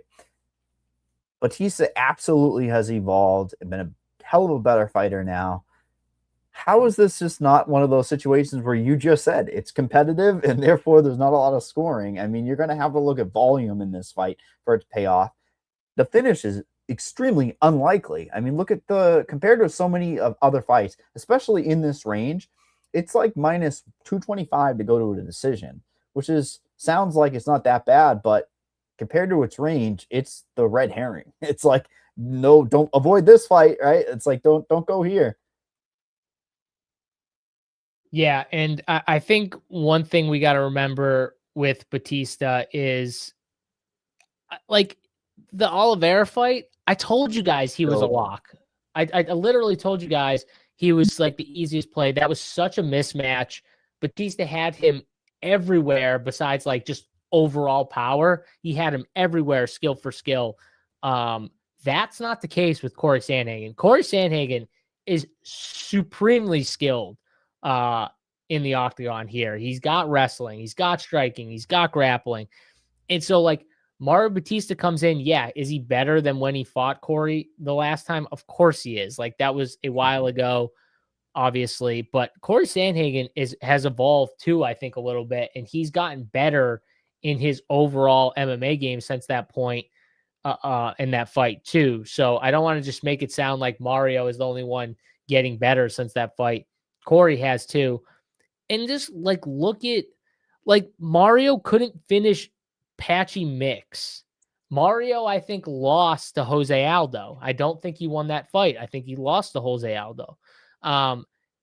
Those aren't like great wins, in my opinion, because one, I think he lost to Aldo, and two, the Patchy Mix fight, he should have finished Patchy Mix. Patchy Mix was terrible in that fight. How did you not finish Patchy Mix? I think it looks bad. Losing to Nurmagomedov is fine. He had him in some spots where Umar was terrified. But I don't know, like Corey to me is just still the better overall MMA fighter who's fought the way better competition. He just has. Like Corey's fought the way better competition. Win or lose, he's fought them. And I don't think Mario has. Not nearly to the point that Corey has. So this line is close. Give me Corey Sandhagen in a close line. I loved Mario last time out. I said he was a lock. He went out there and rolled the dude, finished him. This is not that fight, man. Corey is not an easy dude to get out of there, and he's not an easy dude to kind of have your way with either, unless you're Merab, and he is not. Yeah, I mean, to me, this is just the battle of bridesmaids. Neither of these guys are going to get through the top echelon guys. And I don't mean that any disrespect, but Sandhagen is going to be always up until there, and then, it gets set back, right? If Batista gets past Sandhagen, same situation. He'll get set back by some of these guys. So it's a very difficult fight to just say. I see cases for both guys. It's probably, when it's a close decision, this is one where the scoring isn't good, because it's probably tactical striking. Whereas I can see that last fight, Royval pushing the pace. The only way the scoring is good is if someone implements a wrestling game plan. I think that's your only chance. They're too smart. They're like, these are two of the ones that are like going up and like. No, I'm just saying. I think least resistance. No, I'm just saying though. I think that's the chance for scoring, and because I don't see a finish, so I think that's. Yeah, you start clicking around on our hub, they're not gonna like these guys. I'll tell you that. I know that for a fact. It's gonna be like third round finishes, terrible. I mean, the upside is first round, and I really don't think. I mean, both these guys are gonna be so huge. That's it. Well, actually, it kind of likes Corey a little more than I thought in a finish.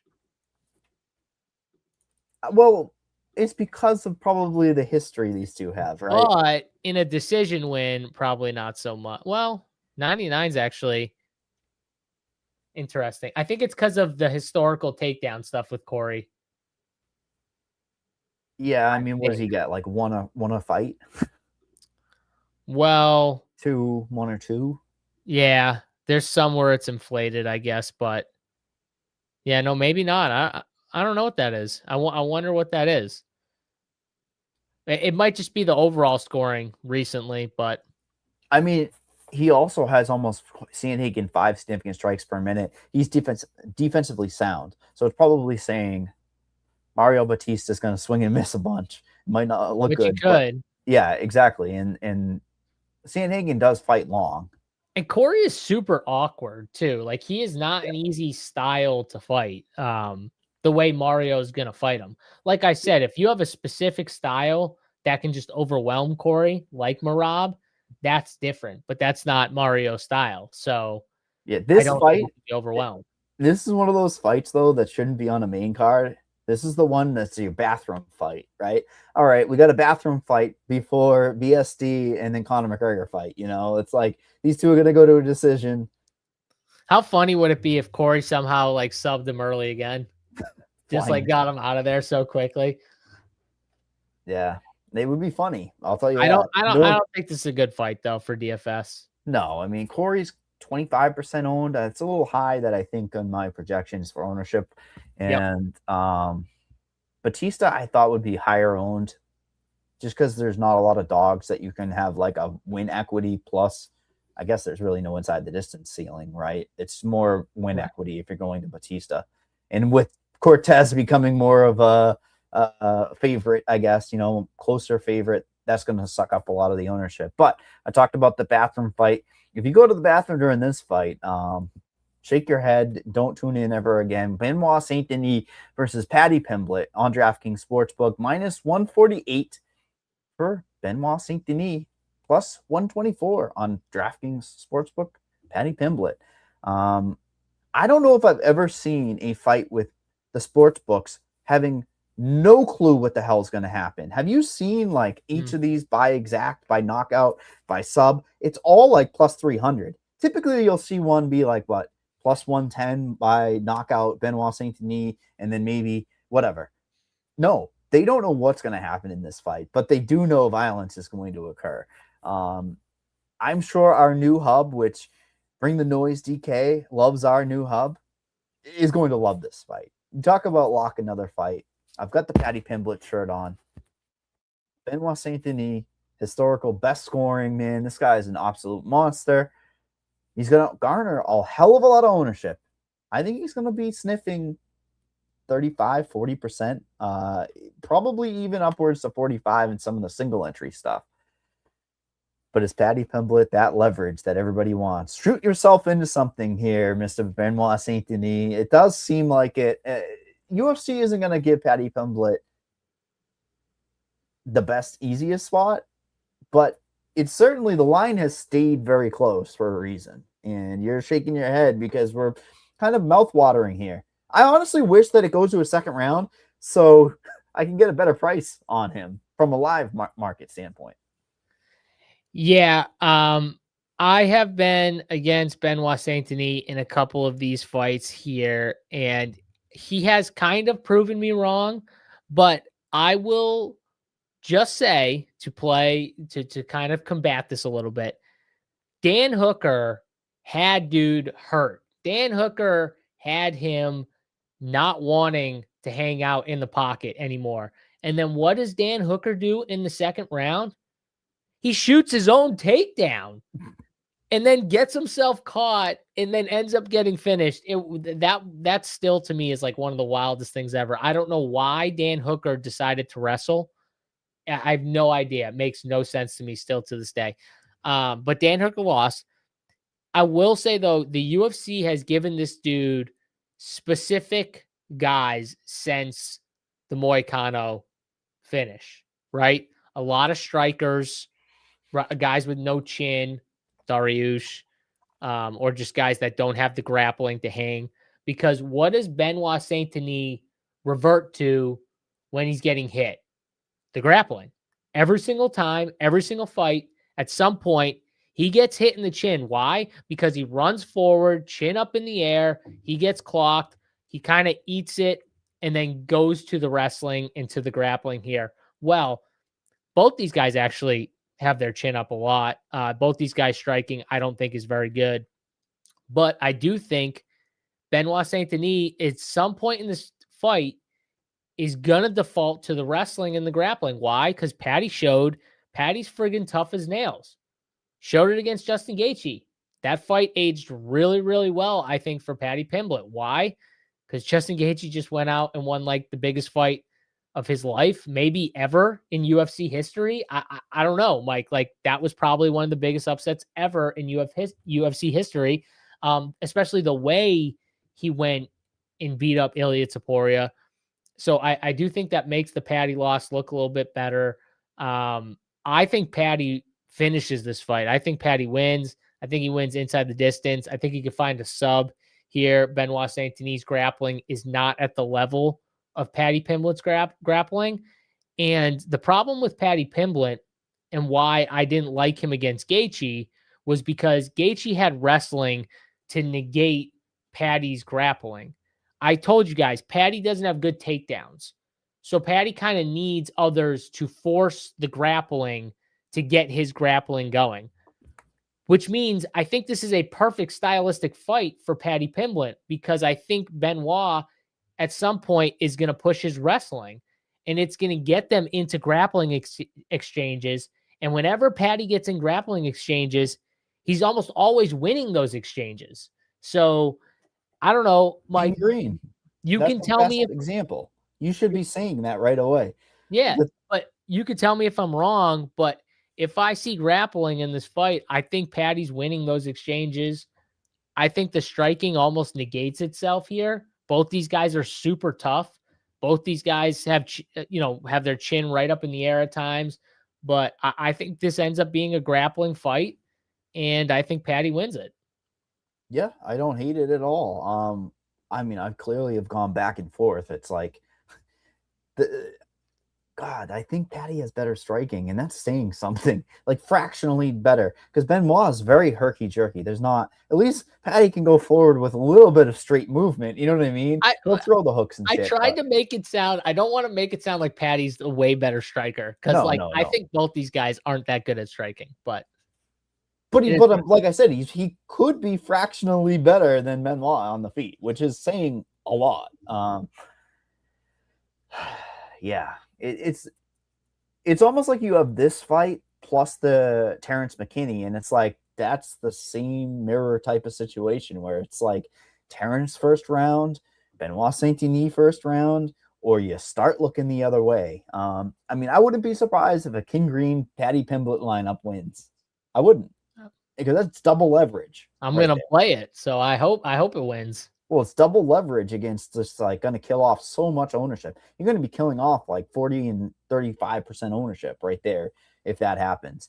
I also like the same thing you said, like the emergency go shoot for a takedown won't be there for against Paddy. Paddy has guillotines, Darce chokes. I mean, the best thing you can do is probably sense in a Darce, because then that's going to create space for him to push the head down, tee off. There's more options if he does that than just pull a guillotine. Don't do the guillotine, bro. He's gonna like do one of those like jump. He's gonna try and like jump into like a triangle or something like that. Like Paddy does some crazy stuff when he gets a hold of you, like, or when you get a hold of him. Like he'll jump your back. Like he'll find a way to get there, and that's why I like guys against Paddy who like have wrestling to negate the shitty takedowns and keep it on the feet. That's not what BSD normally does, though. That's just not his style. Yeah, this fight as a whole on DraftKings Sportsbook to finish by knockout plus 150, by submission plus 175. I mean, they're basically like, and it's funny because you would imagine it would be submission that would be favored over knockout, but they just think violence. So both these dudes are tough. So I think it's a submission. I like both. Getting both fighters by submission and getting that plus 175 is pretty sweet. Man, but no way BSD actually subs Paddy. There's no way. Do you see Paddy win or lose, call out Conor McGregor? Not if he loses. I think you still do it. Not if he loses, because Conor fights. Well, no, Conor fights after him. So like, it's not like he can watch the Conor fight and then be like, "We both lost. Let's scrap," or something like that. Like. Well, that's what I was gonna say. Is like maybe he just lays it out. The loser of the main event. Let's go. He should call out Ilia. Oh man, fuck! That fight is really in play. He should call out Ilia. That's what he should. If I was Paddy, man. that's. I don't know if you get Conor. Like Conor's a tough one because there's so many things. If Conor wins this fight against Max, which I know is a big if, but if he does, there's so many things they can do with Conor. I'm surprised they didn't go right back to the DS fight.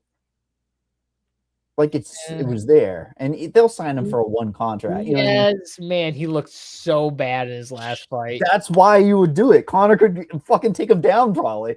All right, let's go to the main event. I know I'm teasing. I'm always sarcastic. You know that. Let's move to the main event. We have Max Holloway minus 225 versus Conor McGregor at plus 185.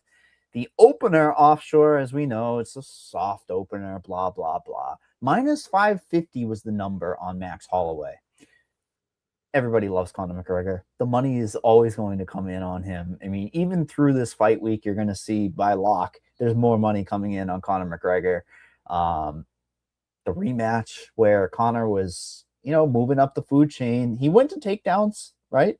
So it's like totally different fight. They're both stand-up guys now. There's none of that ground game. Awesome fight.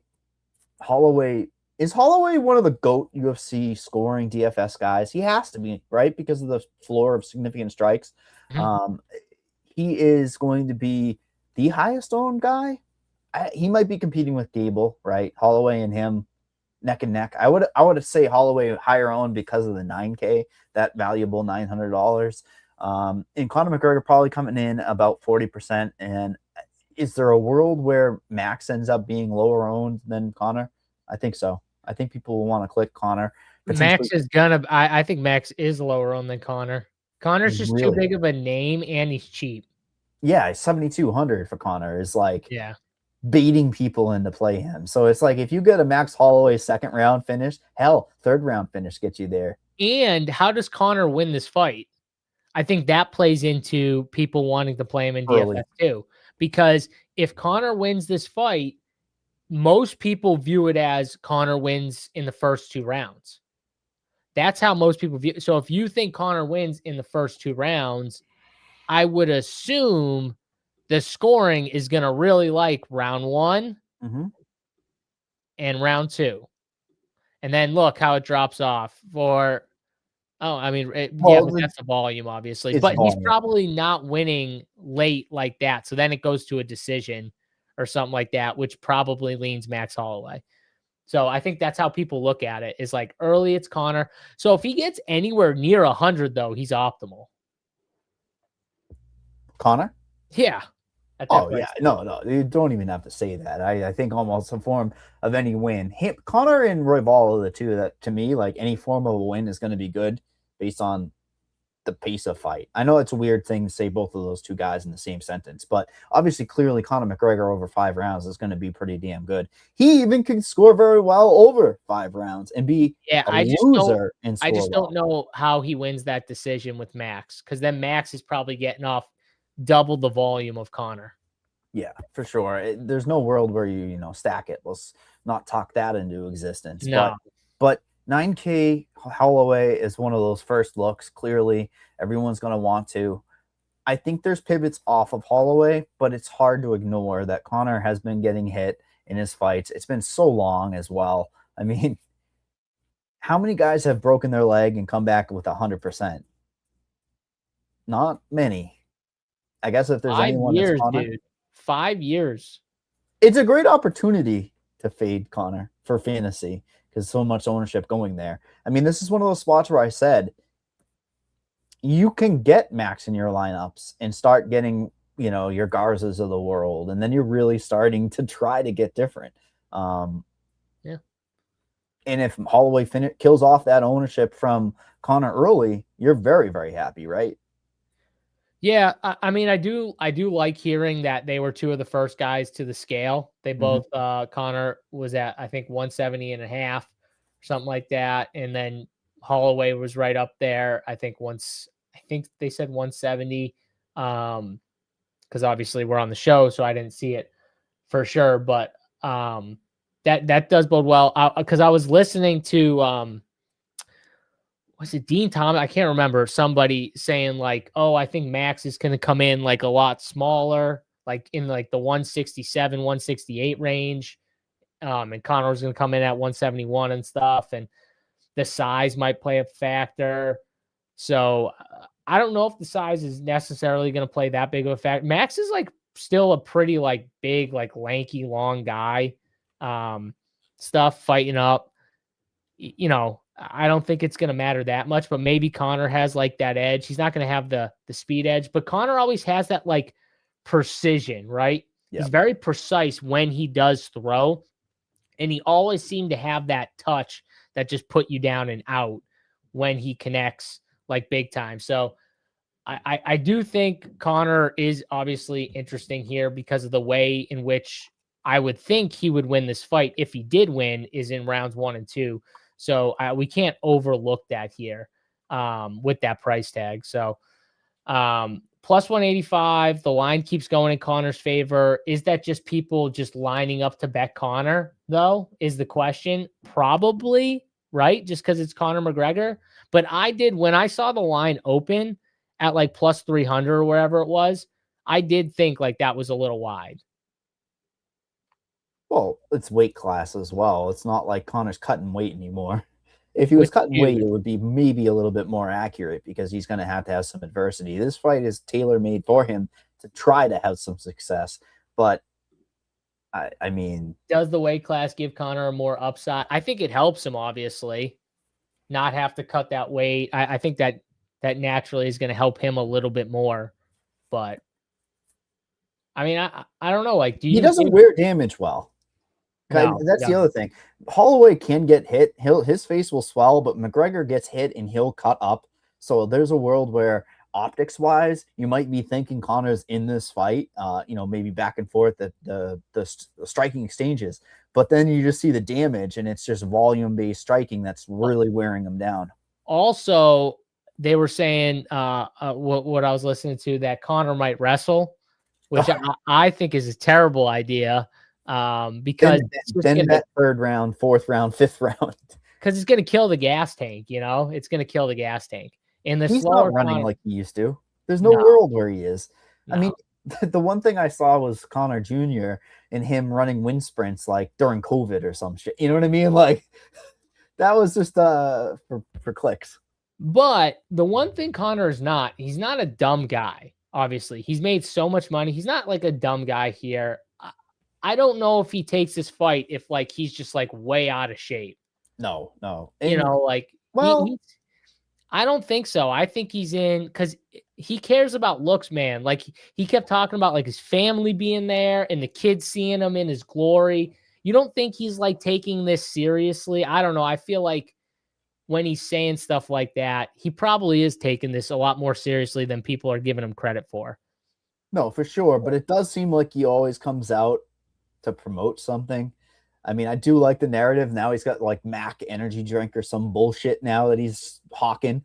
I mean, think about it. The fight before that is Proper 12. Proper 12, yeah. He sold that for $1 gajillion. And that was the big thing. We're both going to toast each other with Proper 12. Like there's always something like that too, right? Like you got to get over. So who are you going with? You say Max starches all the way 3rd, 4th, 5th. I think he wears him down. It's just, how can he hold up to it? I don't know if he can hold up to the Max Holloway train, because once it starts going, that train is really tough to stop. Yeah, I think I'm going to take Conor, but I think it's got to happen early. I think he's got to come out there. Did you just say you're going to take Conor McGregor? I did. I am. I'm going to take. Is it a price? It's a price thing. Yeah, it's a price thing. I admire it. I can't say, I just watched the biggest upset of my lifetime, and I've taken big dogs. Like I had Peter Yan against Merab. It is what it is. You know what I mean? But watching the Topuria fight and being all in on Topuria and just getting smoked, and on top of it, watching him not just lose, but like the way he lost, where he kind of quit, or his brother quit for him. However you want to, he couldn't see. I get it. I'm not down him for it, but like they threw in the towel. In the biggest fight of their lifetimes, I'm like, okay, MMA math is just like totally dead to me.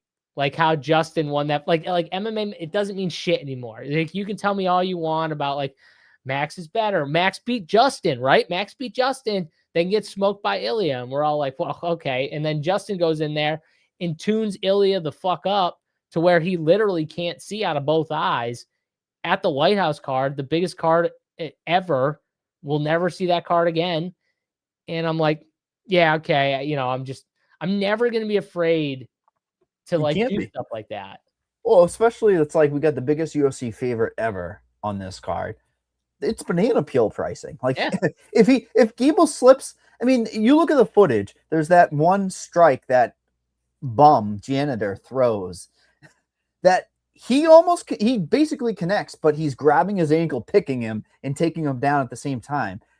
If something like that lands, and even if he's in top position, you roll him over 1-2, like Gable could get knocked out. Like anything is possible in this sport. I agree with you. And I admire you picking Conor McGregor. I will definitely give you that. He's the DFS side due to the fact that he's 7,200. I'll give you that too.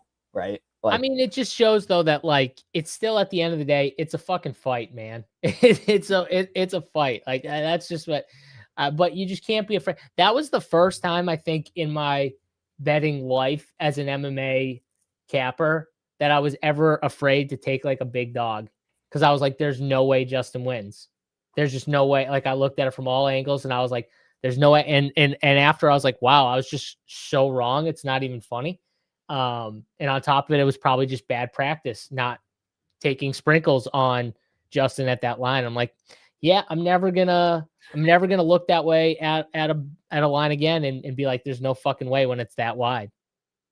How does the main event here bust? Second round finish with a bit. Well, I know I'm just trying to poke holes in it because the ownership is going to be like 85%. Maybe like a max second or third rounder. And I mean, even that is, we're both like scruffing our faces. Like, well, yeah, because I don't know if that like necessarily busts. I just think it's got a better chance to if like you get some monster scores from like Gable, Steveson, and it kind of pushes the mid-K fighters out completely.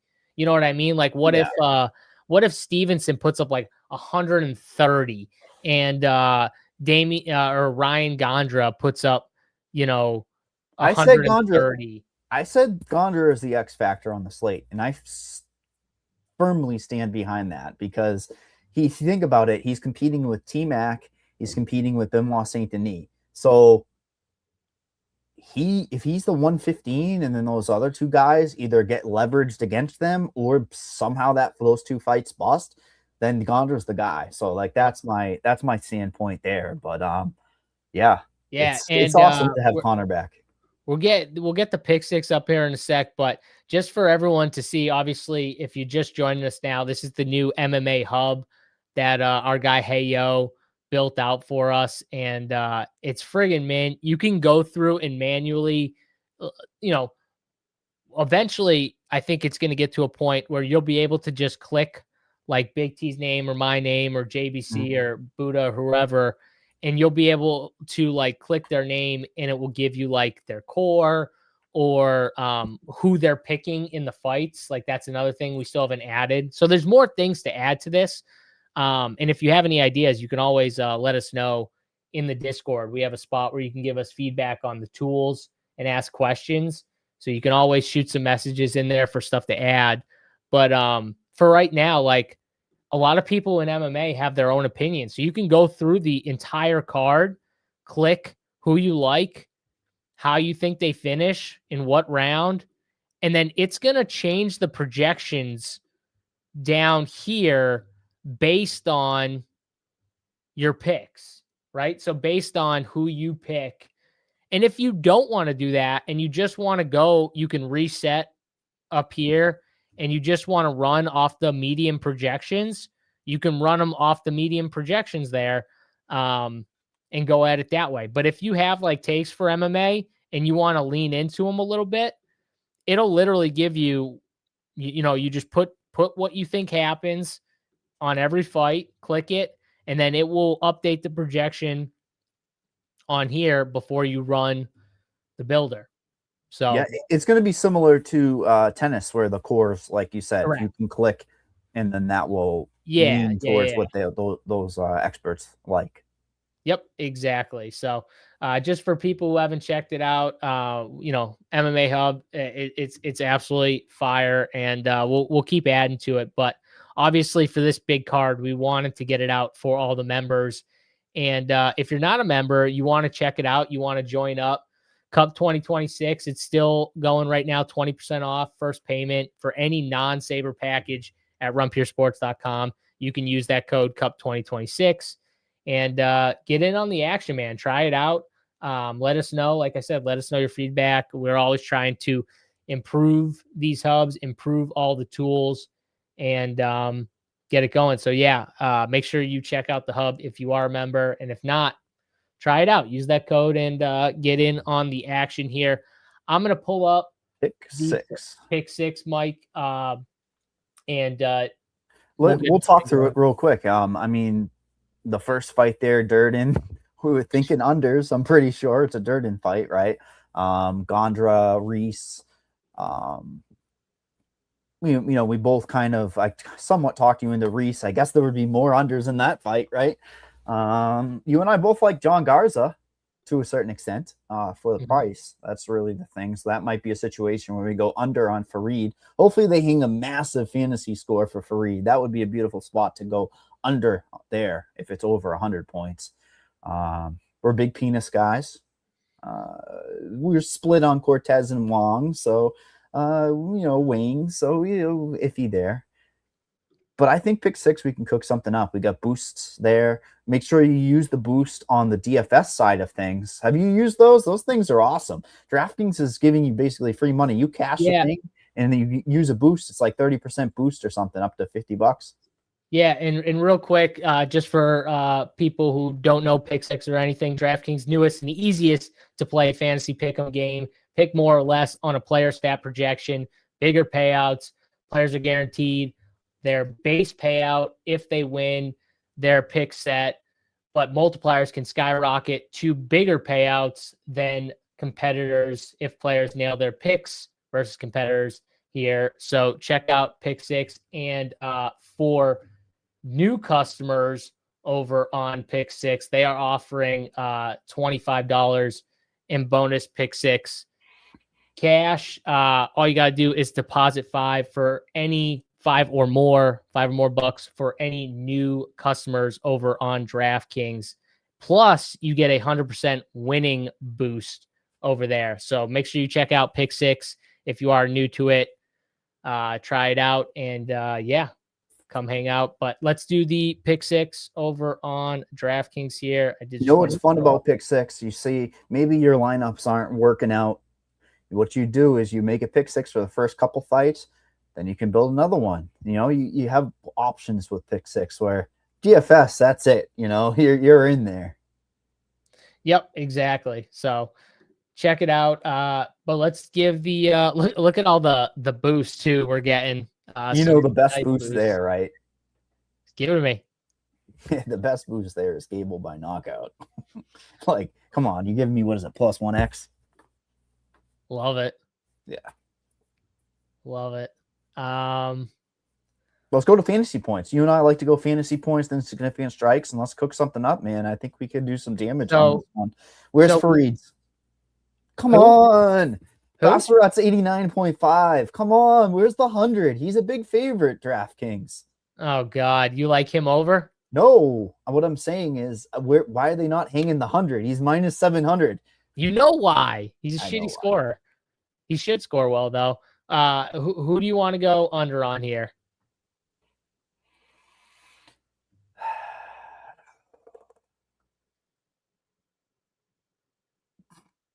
At the moment? Yes. Loner. But we both didn't like Loner to a certain extent, right? Like that fight could legit score 65 if they go 3 rounds and strike. Do you want to go over on Steveson and take out the knockout, or do you want to keep the knockout? It's $10 max with the power up. Yeah, take the over on the fantasy points. Let's make it a bit better thing so you can do the boost, right? You want to show off how pick six with a boost matters. I mean, that you're covering so much. So wait, take the knockout? Do you want me to take the knockout or no? What I was saying was you want to use a boost, right? So you're going to need 6 legs that aren't correct. Aren't the 10 max. Yeah, so take the fantasy points over for Gable. Okay. Let's see. Fantasy points. I see more slips across my Twitter sphere of 60-second gone in a minute bonus. People throwing their bonus bets on that. It's comical, but yeah. What about takedowns? Tracy Cortez over 1.5. Gable Steveson. I wish they gave us under. Conor McGregor, a half a takedown. So I was just going to say that in that fight, they're both like plus 300 and plus 400 for either for one takedown. Holloway being plus 300, McGregor being plus 400. That's actually a pretty good price on Conor. That's why I was thinking to myself, maybe I might just take both for a takedown. And then if they both do, I'm really happy, but I just need one. Yeah, that's what I mean. You literally just need one. What about Patty by sub? What do we get here? 3.3x. Yeah, and we said the books do not know what the hell is going to happen in that fight. So we both think that there's a high percentage that Patty does get into the grappling realm where he needs it to be, and definitely could snatch that neck. I like it. I like it a lot. Any other subs you like, or should we move to a different method? That's probably going to be it for subs. Pena's knockout for the brand, right?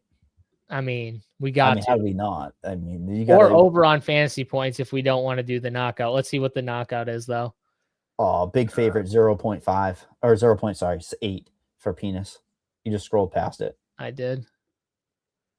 Where? Up one more. There you go. We were on it. Should we go that or fantasy points? Just the knockout? Probably fantasy points. He's going to be faster. He's going to have that speed edge on the feet. You get bailed out if there's like a second round with 2 knockouts, right? Yeah. All right. We'll do fantasy points then. You got Max at 93.5. You got Costa. When's the last time Max hasn't gotten over 93.5? His loss. Yeah, right? Well, yeah, that's it. Do you want to take? I mean, like, just because I took Conor, I get what you're saying. Like, do you want to take it? I do. I mean, I think I'm high on him. I don't know how you can fade the guy that has the best floor in the Since UFC. we're taking Patty by sub, should we take BSD under? Can you? Yeah. Fuck yeah, of course. That correlates beautifully. All right, so here we go. Here's the pick 6 we got cooking here. We've got Loner Kavanaugh under 84.5 fantasy points. Gable Steveson over 108.5 fantasy points. Patty Pimblett over or finished by sub more than Damien Pinas more than 94.5 fantasy points. Max Holloway more than 93.5 fantasy points, and Benoit Saint-Denis less than 85.5 fantasy points. For your pick 6, big number, 30% boost. What can we bet with this 30% boost here? 50. Oh, is it 50? Yeah, it's 50. You got to click it. Yep, it was lagging behind. That's a big number. You get these all correct. $50 to win 3,200. Sounds nice to me. Bang, and we're in 64.4x right there. Let's go.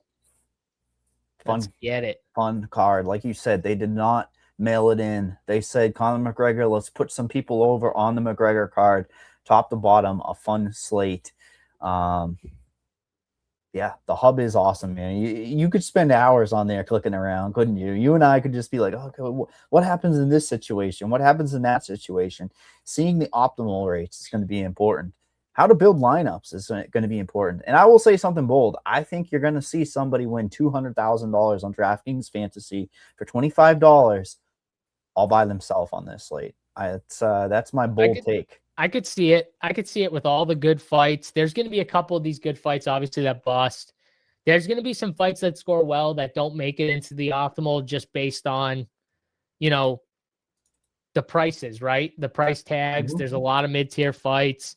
It's gonna be interesting, man. It's gonna really be an interesting card here. But yeah, fun stuff. Mike, you have a favorite bet before we get out of here?